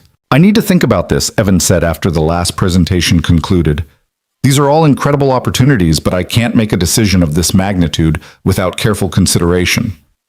"Of course," Dr. Santori said smoothly. "We'll give you time to review the written proposals, discuss them with advisors, determine which path aligns best with your vision. But Evan, I do want to say one thing before we adjourn." She stood, commanding the room's attention. "Many of you are treating this as a bidding war for a valuable asset. And yes, Evan's skills and innovations are valuable. But let's not lose sight of what makes his work truly revolutionary. It's not just technical brilliance, it's moral clarity. He didn't develop these systems to advance his career or maximize profit. He developed them because his wife died, and he refused to let that death be meaningless. Any partnership that loses sight of that motivation, that tries to commercialize his work without honoring its origins, will fail. Not just contractually, but ethically." The room fell silent. Several executives shifted uncomfortably. "Ferrari is proposing something different," Dr. Santori continued. "We want to fund a research center in Riverside, California, the Evan Brooks Automotive Innovation Center. Evan will serve as director with complete autonomy over research priorities. We'll provide funding, facilities, and staff, but the center will operate independently with a mission focused exclusively on safety innovation for public benefit. Commercial applications will generate revenue, but they'll be licensed broadly rather than held as Ferrari exclusives. We believe this model honors both the work's origin and its potential impact." She turned to Evan. "You'd have the freedom to pursue innovations without corporate pressure, the resources to test and implement them properly, and the institutional support to ensure they actually save lives rather than gathering dust in patent portfolios. You'd also get to stay in Riverside, near the garage where this journey began, with Mira in her school and community. You wouldn't have to uproot your life to continue your work." Evan felt something crack open in his chest. He'd been so focused on evaluating salary figures and equity packages that he hadn't articulated what he actually wanted. But hearing Dr. Santori describe it, he knew immediately she'd understood something the other executives had missed. He didn't want to work for a corporation again, didn't want quarterly reviews and profit expectations and committees deciding which innovations were commercially viable. He wanted to do what he'd been doing in that garage, solving problems that mattered, at his own pace, answerable only to the families his work might protect. "That sounds perfect," he said quietly. "That's exactly what I want." The other executives started talking at once, some protesting, others revising their offers to include similar autonomy. But Dr. Santori raised a hand. "Gentlemen, ladies, I believe Mr. Brooks has made his preference clear. You're welcome to submit revised proposals through our legal team, but please understand that Ferrari isn't just offering money. We're offering partnership that respects the human element of this work." She smiled slightly. Meeting adjourned. Over the next 2 days, while the summit continued around them, Evan worked with Ferrari's legal team to hammer out details, The Innovation Center would be established in a renovated industrial building in Riverside, with construction beginning immediately. Ferrari would provide initial funding of $12 million annually for 5 years, renewable based on research outcomes. Evan would hire his own team, set his own priorities, and retain significant equity in any patents developed. Commercial licensing would be handled through Ferrari's existing channels, but with provisions ensuring broad industry access to safety-critical innovations. "We're basically giving you a blank check to save lives," Marco said during one planning session. "That's not how automotive companies typically operate." "Then maybe it's time the industry learned new ways to operate," Dr. Santori replied. Evan's work proves that the old model, treating safety as a cost center rather than a moral imperative, is both wrong and inefficient. If Ferrari can demonstrate that prioritizing safety actually generates competitive advantage, other manufacturers will follow. "We're not just funding research. We're attempting to shift industry culture." Mira sat in on many of these meetings, asking questions that revealed her rapidly developing understanding of business and engineering. She wanted to know about hiring practices, diversity initiatives, educational partnerships with local schools. Several executives looked surprised that a 12-year-old was participating in high-level strategic discussions, but Dr. Santori treated her contributions seriously. "You're thinking about community impact," Dr. Santori said approvingly after Mira suggested partnering with Riverside Community College to create apprenticeship programs. "That's excellent. The Innovation Center shouldn't just be an isolated research facility. It should be an economic engine for the entire region." On their last evening in Detroit, Evan and Mira walked along the riverfront, watching boats navigate the dark water between American and Canadian shores. The summit was winding down, attendees heading to airports, returning to their ordinary lives. But nothing about Evan's life would be ordinary anymore, and he was still processing what that meant. "You're quiet," Mira observed. "Just thinking?" About? About how fast everything changed. 3 weeks ago, I was fixing Mrs. Patterson's Buick and living paycheck to paycheck. Now I'm directing an innovation center with a $12 million annual budget. It doesn't feel real. "It's real," Mira said firmly, "and you deserve it. You've been brilliant this whole time, Dad. The world just finally noticed. I'm worried I'll mess it up, that I'll hire the wrong people, prioritize the wrong research, waste Ferrari's investment." "You won't. How do you know?" She stopped walking, looking up at him with Sarah's eyes, old beyond her years. "Because you care more about doing it right than doing it successfully. That's what makes you different from guys like Mr. Voss. He measures success in money and status. You measure it in lives saved. As long as you stay focused on that, you can't mess it up." They resumed walking, and Evan felt some of his anxiety ease. She was right. He needed to trust his instincts, remember why this work mattered, not get lost in the logistics and politics of running a research center. His phone buzzed. A text from Dr. Santori. "Just received final revised proposal from Quantum Motors. They're offering to fund rehabilitation of their corporate reputation by partnering with your center and establishing a whistleblower protection program for engineers who identify safety issues. Thought you should know before you head home tomorrow." Evan stared at the message. Quantum Motors, the company that had killed Sarah, buried the evidence, tried to buy his silence.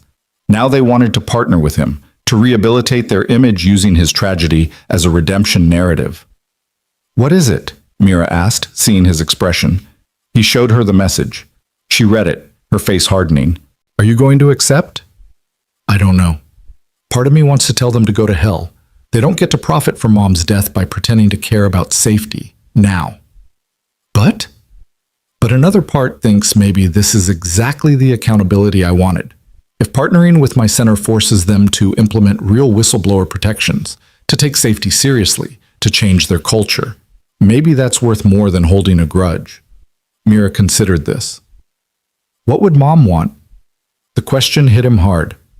Sarah had been practical, focused on outcomes rather than grievances. She'd always said the best revenge was living well, building something beautiful from tragedy's ruins. "She'd want whatever saves the most lives," Evan said finally.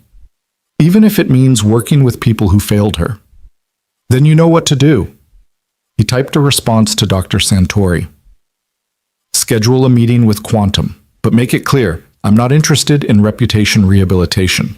If they want partnership, they need to demonstrate genuine cultural change, starting with public acknowledgement of their failures and concrete steps toward better safety protocols. No PR spin.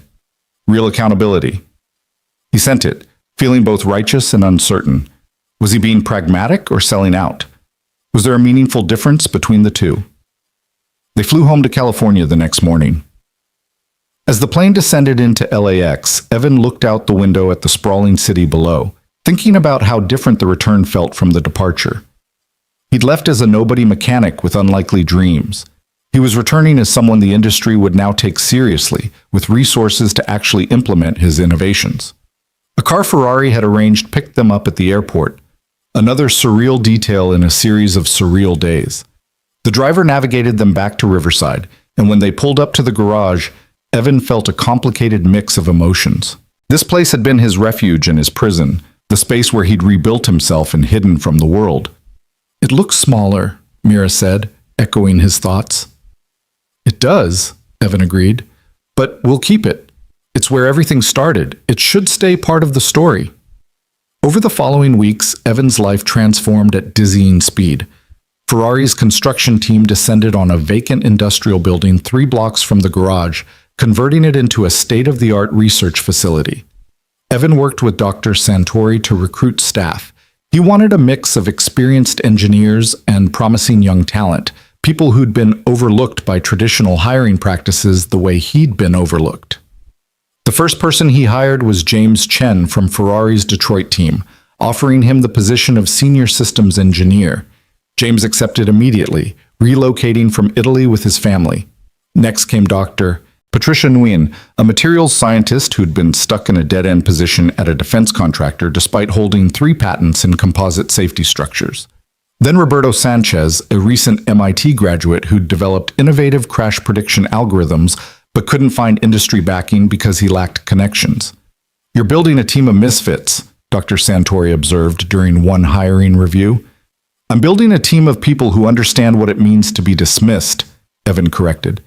"People who will work like they have something to prove, because they do."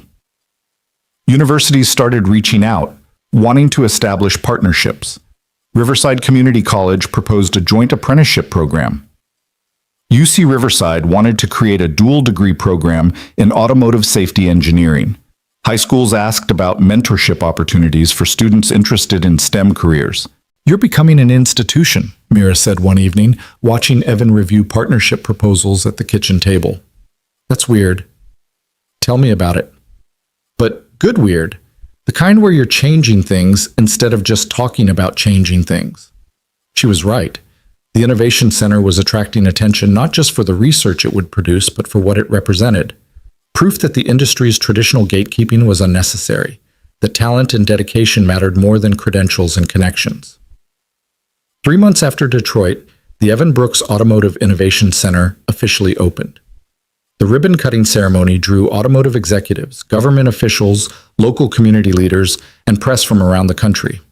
Evan stood at the entrance to the pristine facility, all glass and steel and cutting-edge equipment, feeling overwhelmed by how far he'd come from that dusty garage. Dr.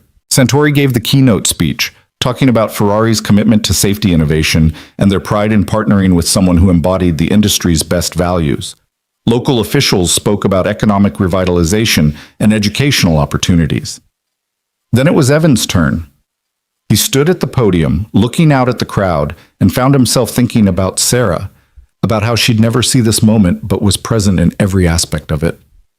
3 years ago, I lost my wife to a preventable accident, he began, his voice steady. That loss could have destroyed me. Some days it nearly did, but I had a daughter who needed me to keep going, and eventually I realized that the best way to honor Sarah's memory was to ensure other families didn't face the same tragedy. He gestured to the building behind him. This center exists because grief can be transformed into purpose, because personal tragedy can fuel systemic change, and because the automotive industry is finally recognizing that safety isn't an expensive burden, it's our fundamental responsibility. Everything we do here will be guided by one principle. Human life has infinite value, and engineering excellence means protecting that life at every opportunity. The applause was sustained and genuine. After the ceremony, Evan gave tours of the facility, showing off the crash simulation lab, the materials testing wing, the computational modeling stations where James was already running preliminary tests on the next generation of his integrated safety architecture. That evening, after the crowds had dispersed and the excitement had faded, Evan found himself back in the old garage. He'd kept it exactly as it was, a deliberate memorial to where this journey had begun. His workbench still held tools, Mira's old homework assignments still scattered in the office, the same water-stained ceiling tiles overhead. He pulled out Sarah's photograph from the toolbox, studying her laughing face in the dim light. "We did it," he told her softly. "It took 3 years and almost broke me, but we're building something that matters, something that'll save people like you." The photo didn't answer, but Evan felt peace settle over him in a way it hadn't since her death. The grief would always be there, that hollow space in his chest where Sarah used to live, but now it coexisted with purpose, with the knowledge that her loss had sparked innovations that would protect thousands of other families. His phone buzzed. A text from Dr. Santori. "Just received confirmation from NHTSA. They're establishing new federal safety standards based on your integrated architecture principles. Implementation timeline is aggressive. All new vehicles by 2028. Evan, you've changed national policy. Congratulations." Evan read the message 3 times, letting the magnitude sink in. National safety standards. Every new vehicle in America. Millions of cars, millions of families, millions of moments where his systems would work silently in the background to prevent the tragedy that had destroyed his world. Another text arrived, this one from an unknown number. "Saw the news about NHTSA. What you've accomplished is remarkable. I meant what I said about being wrong about you. If you're ever willing to discuss it, I'd value the chance to properly apologize and perhaps support your work. Leonard Voss." Evan considered ignoring it, but found he couldn't. Voss's cruelty had been the catalyst for everything that followed, and maybe that deserved acknowledgement even if it didn't deserve forgiveness. He typed back, "The Innovation Center is always looking for partners committed to genuine safety advancement. If you're interested in contributing rather than controlling, let's schedule a meeting. But be clear, I'm not interested in gestures, only substantive support for work that saves lives." He sent it, then added one more message.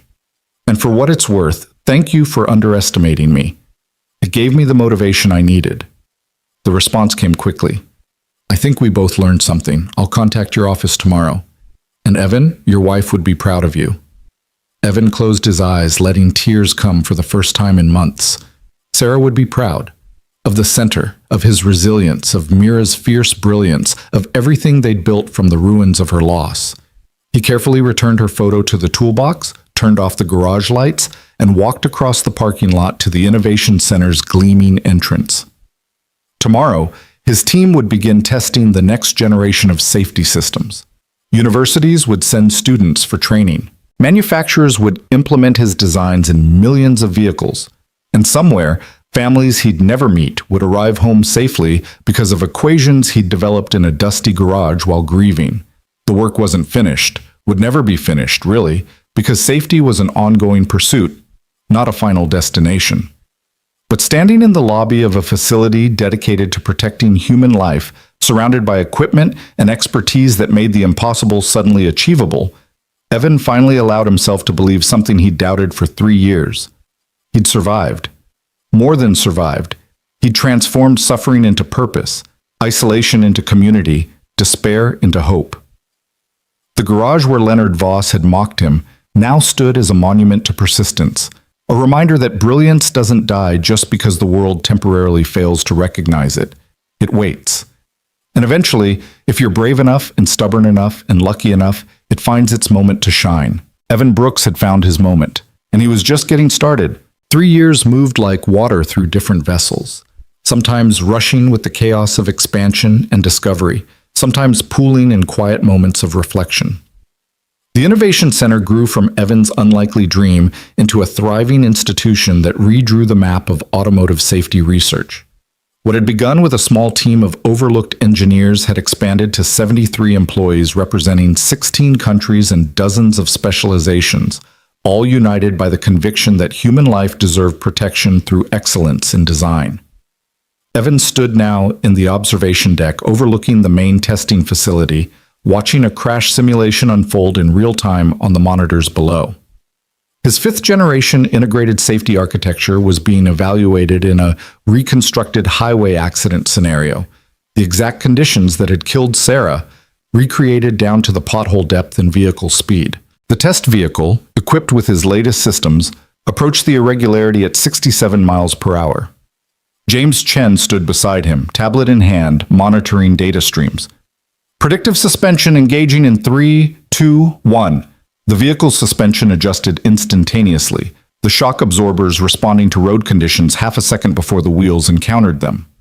The car maintained perfect stability through the maneuver, safety systems communicating seamlessly, no loss of control, no need for emergency intervention. Clean pass, James announced, pulling up performance metrics. Better than simulation projected. The neural processing unit is learning faster than we anticipated. It's identifying road irregularities with 98.3% accuracy now. And the redundant airbag deployment system?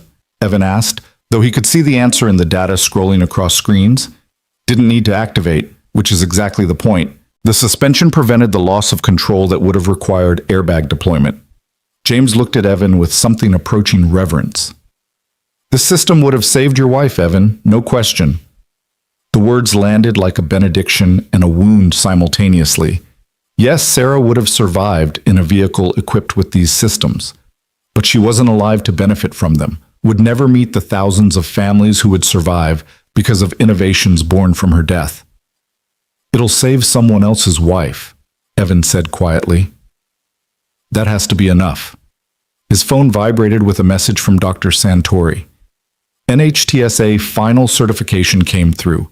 Your Gen 5 architecture approved for immediate implementation.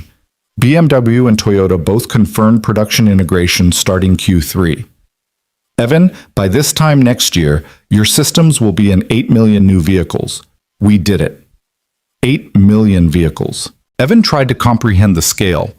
8 million families driving safer cars. 8 million sets of children secured by better protection systems. 8 million chances for people to arrive home instead of becoming statistics. The math was almost too large to feel, too abstract to connect to the very personal grief that had sparked everything. Dad? Mira's voice carried from the facility entrance. She was 15 now, taller and more poised than the 12-year-old who'd posted his designs online with desperate hope. She wore a visitor badge and carried a folder marked with MIT's logo. Your 3 o'clock is here. Evan glanced at his schedule. Leonard Voss, Annual Partnership Review. Over the past 3 years, Voss Technologies had become one of the Innovation Center's most reliable funding partners, contributing not just money, but also manufacturing expertise and distribution channels. The relationship had evolved from hostile to pragmatic to something resembling genuine mutual respect, though Evan suspected they'd never be friends. Conference room? Evan asked. Already set up. And Dad? The MIT admissions decision came. She held up the folder, her expression carefully neutral. Evan's heart seized. Mira had applied early decision to MIT's dual program in mechanical engineering and biomedical engineering, Sarah's dream for her daughter, updated for Mira's evolved interests. The application had been stellar, her grades perfect, her recommendations glowing. But still, MIT accepted only 3% of applicants, and the weight of rejection could crush even the most resilient teenager. Open it, he said gently. What if? Open it, Butterfly. Whatever it says, we'll handle it together. She took a breath, tore open the envelope with fingers that trembled slightly, and pulled out a single page. Her eyes scanned the first lines, and Evan watched her face transform. Shock, giving way to disbelief, giving way to incandescent joy. I got in, she whispered. Full scholarship. They want me for the biomedical engineering program. She looked up, tears streaming down her face. Dad, I got into MIT. Evan crossed the distance between them in 3 strides, pulling her into a hug that lifted her off her feet despite her height. Of course you did. You're brilliant. You've always been brilliant. Mom wanted this, Mira said against his shoulder. She always talked about MIT, about how I could change the world there. You've already changed the world, Butterfly. MIT is just the next chapter. They stood there in the observation deck, holding each other while James tactfully studied his tablet, and the testing crew below pretended not to notice. 3 years of rebuilding, of pursuing impossible dreams, of transforming tragedy into purpose. And now Mira would carry that forward, would develop innovations that saved lives in ways Evan couldn't even imagine yet.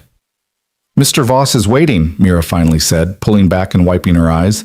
We should probably not keep him too long. Leonard Voss rose when Evan entered the conference room, extending his hand with an ease that would have seemed impossible 3 years ago. He'd aged visibly, more gray in his hair, lines around his eyes that suggested recent stress. But he carried himself with less arrogance than before, more humility earned through consequences. Evan, good to see you. They shook, and Voss turned to Mira. And the MIT scholar herself. Congratulations.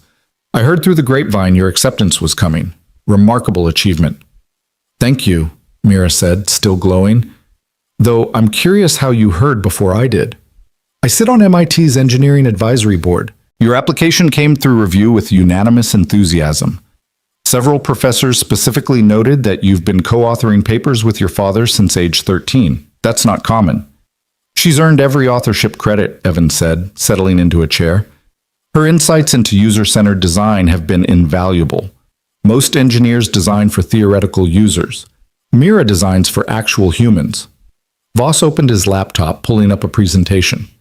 Speaking of which, I wanted to discuss expanding our partnership. Voss Technologies is developing a new line of commercial vehicles, delivery trucks, fleet vehicles, public transportation. We'd like to integrate your Gen 5 architecture across the entire line, but more importantly, we want to fund research into systems specifically designed for commercial applications.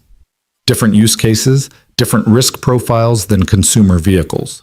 What's the budget you're proposing? Evan asked, though money had long since stopped being his primary concern. The Innovation Center was self-sustaining now, licensing revenue from his patents funding operations with enough surplus to endow research grants for promising young engineers. $15 million over 3 years, with performance bonuses if we hit implementation milestones. Voss advanced his presentation, showing detailed timelines and technical specifications. But I also wanted to propose something more personal. A scholarship fund in Sarah's name, the Sarah Brooks Memorial Scholarship for Safety Innovation.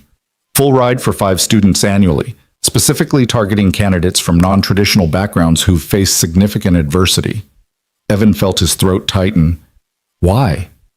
Because 3 years ago, I was the kind of person who measured worth by credentials and judged competence by appearance. I missed the most important engineering innovation of the decade because I couldn't see past a dusty garage and oil-stained coveralls. Voss closed his laptop, meeting Evan's eyes directly. I've spent 3 years trying to atone for that blindness. The scholarship is part of that atonement. I can't undo the cruelty I showed you and Mira that day, but I can help ensure other brilliant people don't face the same dismissal. Mira leaned forward. How much per scholarship? Full tuition, room, board, and a research stipend. Whatever it takes to ensure financial barriers don't prevent talented people from developing innovations that save lives. That's going to cost you millions, Evan observed. I have millions. What I don't have is the satisfaction of knowing my wealth created something meaningful. Voss smiled slightly. Turns out, watching your company's stock price rise isn't nearly as fulfilling as watching engineers you've supported present groundbreaking research. Who knew? Despite himself, Evan laughed. All right, let's do it. The scholarship fund and the commercial vehicle partnership. But I have one condition. Name it. You personally mentor one scholarship recipient each year. Not just write checks. Actually invest time, share your business expertise, help them navigate the industry. If you're serious about atonement, prove it with effort, not just money. Voss extended his hand. Deal.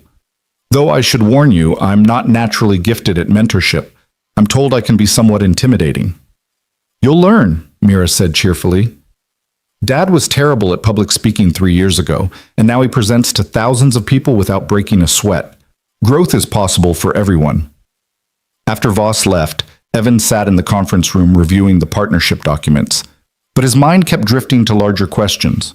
The Innovation Center was thriving, His systems were being implemented globally. Mira was headed to MIT. Every tangible measure suggested complete success. So why did he sometimes wake at 3 a.m. feeling like something essential was still missing?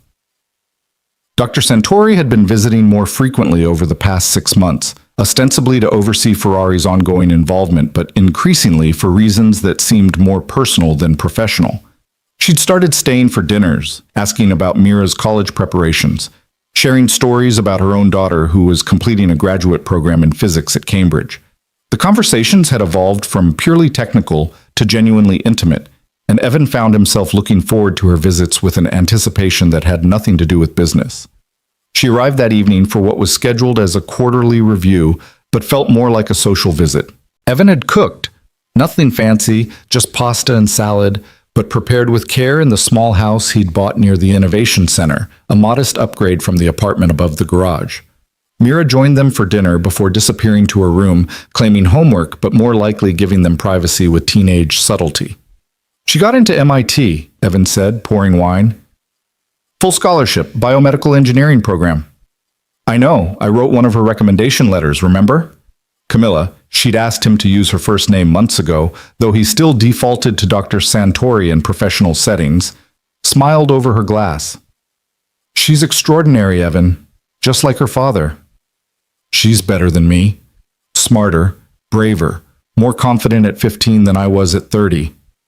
She had an excellent teacher. Camilla set down her wine, her expression turning serious.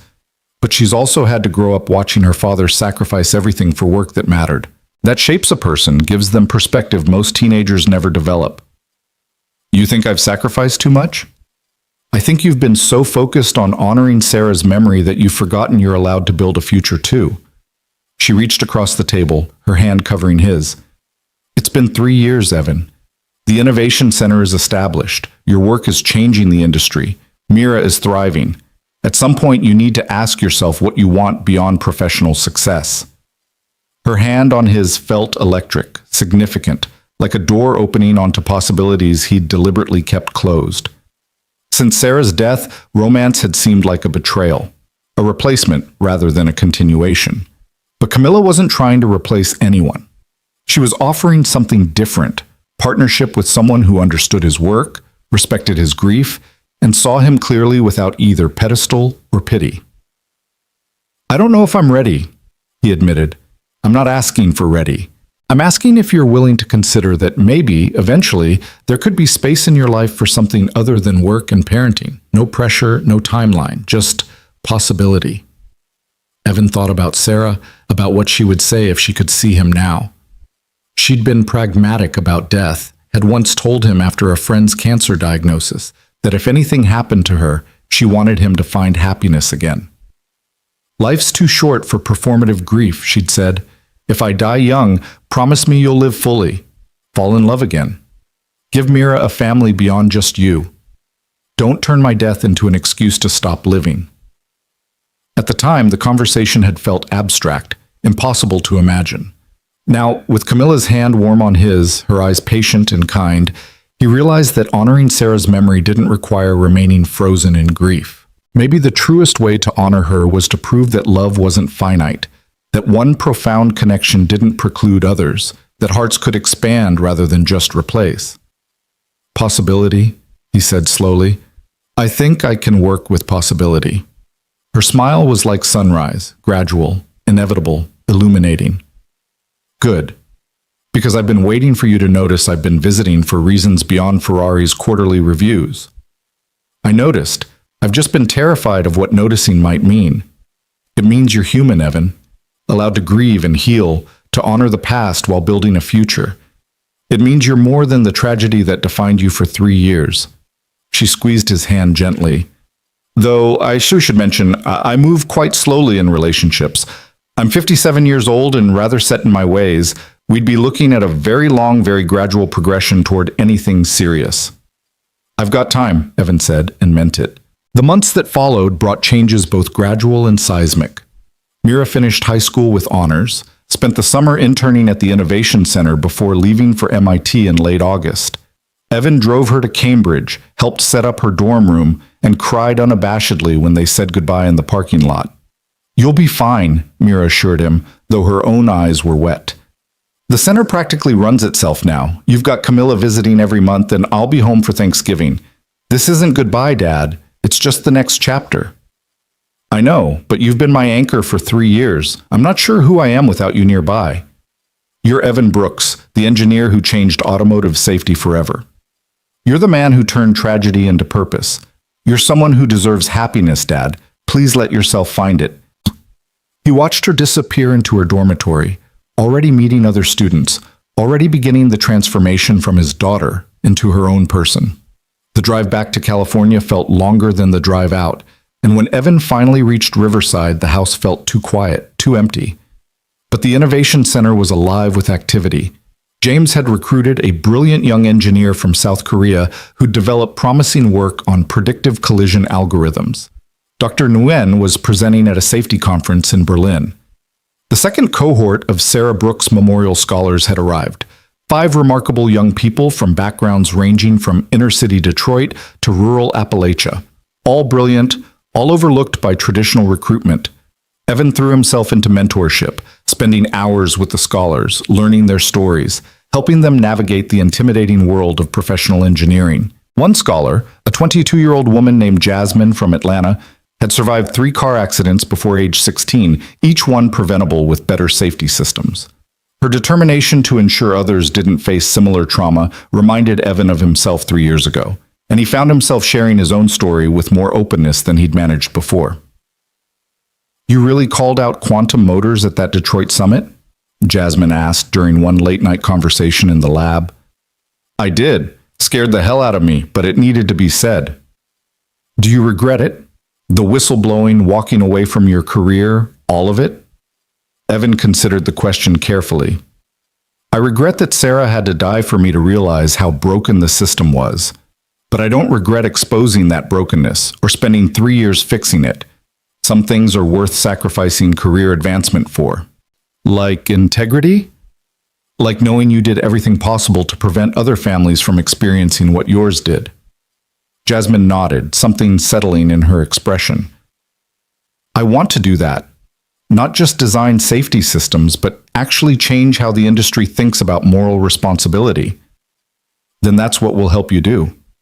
That's why this center exists, to support engineers who prioritize human welfare over quarterly profits.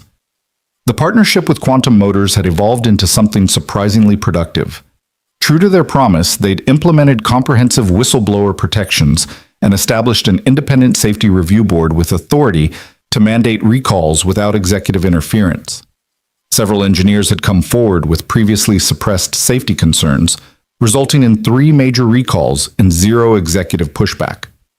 The culture wasn't perfect. Decades of profit-driven thinking didn't transform overnight, but genuine change was evident. In early December, as the first snow fell on Riverside in a rare weather event, Evan received a call from Quantum's CEO.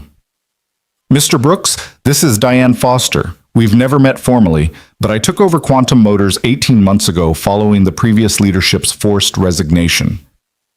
I'm aware, Evan said carefully. He'd followed Quantum's upheaval with satisfaction. Several executives who'd known about the airbag defect had been removed, and Foster's appointment had been praised by safety advocates. I'm calling because Quantum's board has authorized me to make a formal offer. We'd like to establish a permanent memorial to your wife at our corporate headquarters, the Sarah Brooks Safety Innovation Wing. It would house a museum documenting automotive safety evolution, a research center for early career engineers, and a permanent reminder of why safety can never be compromised for profit. Evan sat down slowly. Why? Because we owe your family an unpayable debt. Because Sarah's death exposed failures that could have killed thousands more if you hadn't forced accountability. Because the industry needs constant reminding that every design decision affects real humans with names and families and futures. Foster paused. And because you've proven that acknowledging failure honestly is less damaging than hiding it. You could have destroyed our company, Mr. Brooks. Instead, you've helped us become better. We'd like to honor that and honor Sarah's memory in a permanent way. I need to think about it, Evan said, though he already knew his answer.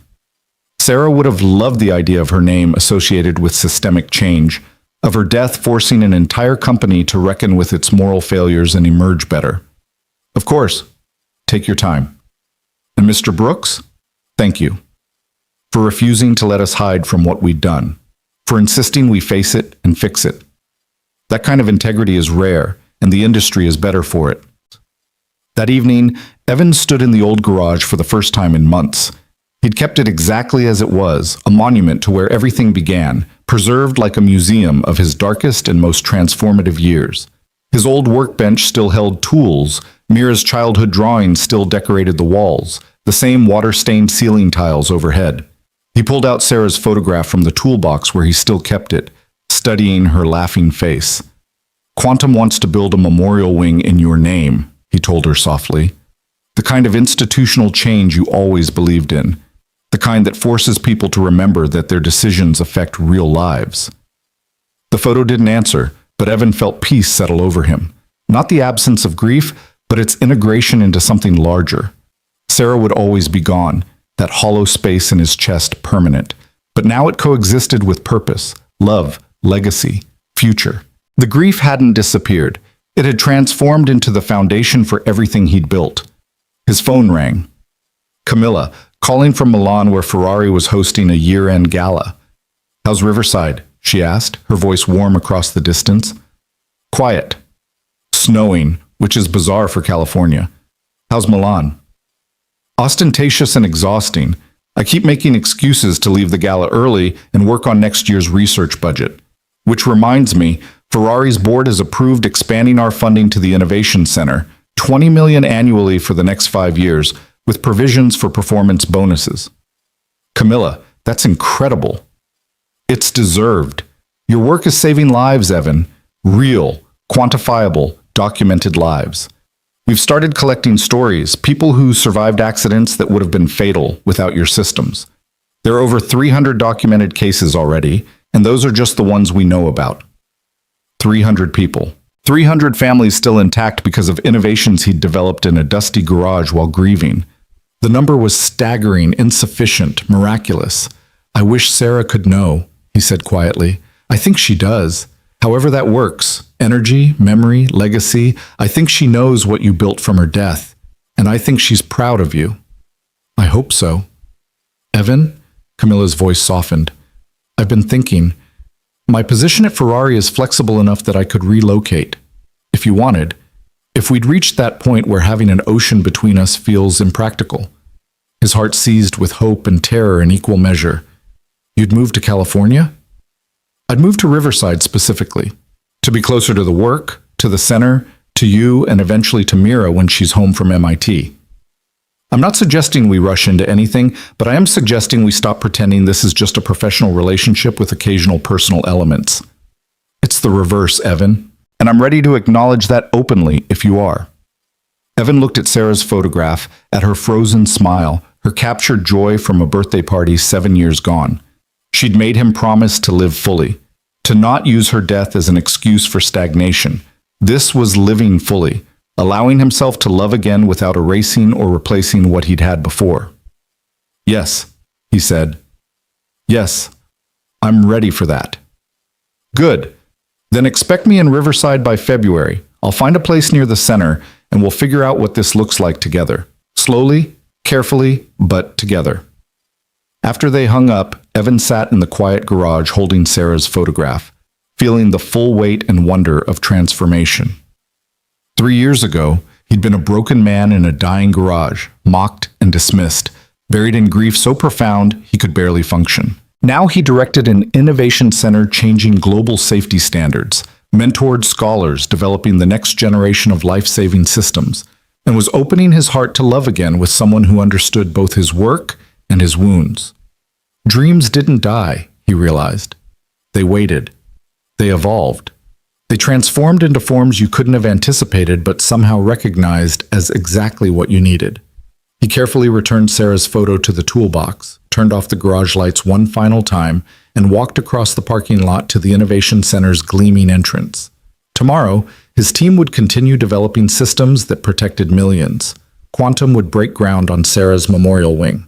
Camilla would start planning her relocation.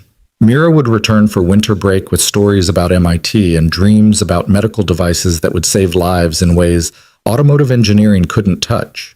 The work would continue, the way all meaningful work continues, built brick by brick, innovation by innovation, life saved by life saved. Evan Brooks had started this journey in humiliation and grief, had been called a nobody mechanic with fantasy drawings. He was ending it as someone who'd proven that brilliance could emerge from anywhere, that tragedy could fuel transformation, that one person's refusal to accept preventable death as inevitable could change an entire industry. Standing in the lobby of the center bearing his name, surrounded by equipment and expertise that made the impossible suddenly achievable, Evan finally allowed himself to feel what he'd been afraid to feel for 3 years. Not just pride in what he'd built, but genuine excitement for what came next. The future stretched before him, no longer dark with grief, but bright with possibility. And for the first time since Sarah's death, he was ready to step into it without guilt or hesitation. He'd survived the worst thing that could happen to a person. He'd transformed that survival into purpose. He'd proven that love wasn't finite, that hearts could expand, that life after tragedy could be meaningful and full, and even joyful. And somewhere, in whatever way the universe kept accounts, Evan believed Sarah knew, believed she saw the innovation center, the lives saved, the daughter thriving at MIT, the man he'd become by refusing to let grief win completely, believed she approved of Camilla, of his gradual healing, of his willingness to find happiness again. Dreams don't die, Evan thought, looking at the memorial plaque near the entrance that read, "In memory of Sarah Brooks, whose loss sparked innovation that protects millions." They wait for courage to resurrect them, for stubbornness to sustain them, for love to transform them into something even more beautiful than the original vision. He'd waited. He'd been stubborn. He'd loved fiercely enough to turn tragedy into legacy. And now, finally, he was ready to live the future his work had earned, not as penance for surviving when Sarah didn't, but as celebration of everything she'd taught him about resilience, about purpose, about the fierce determination required to turn broken things into something that could fly. The caterpillar's dissolution was complete. The butterfly had emerged, and the sky waited, vast and impossible and full of light.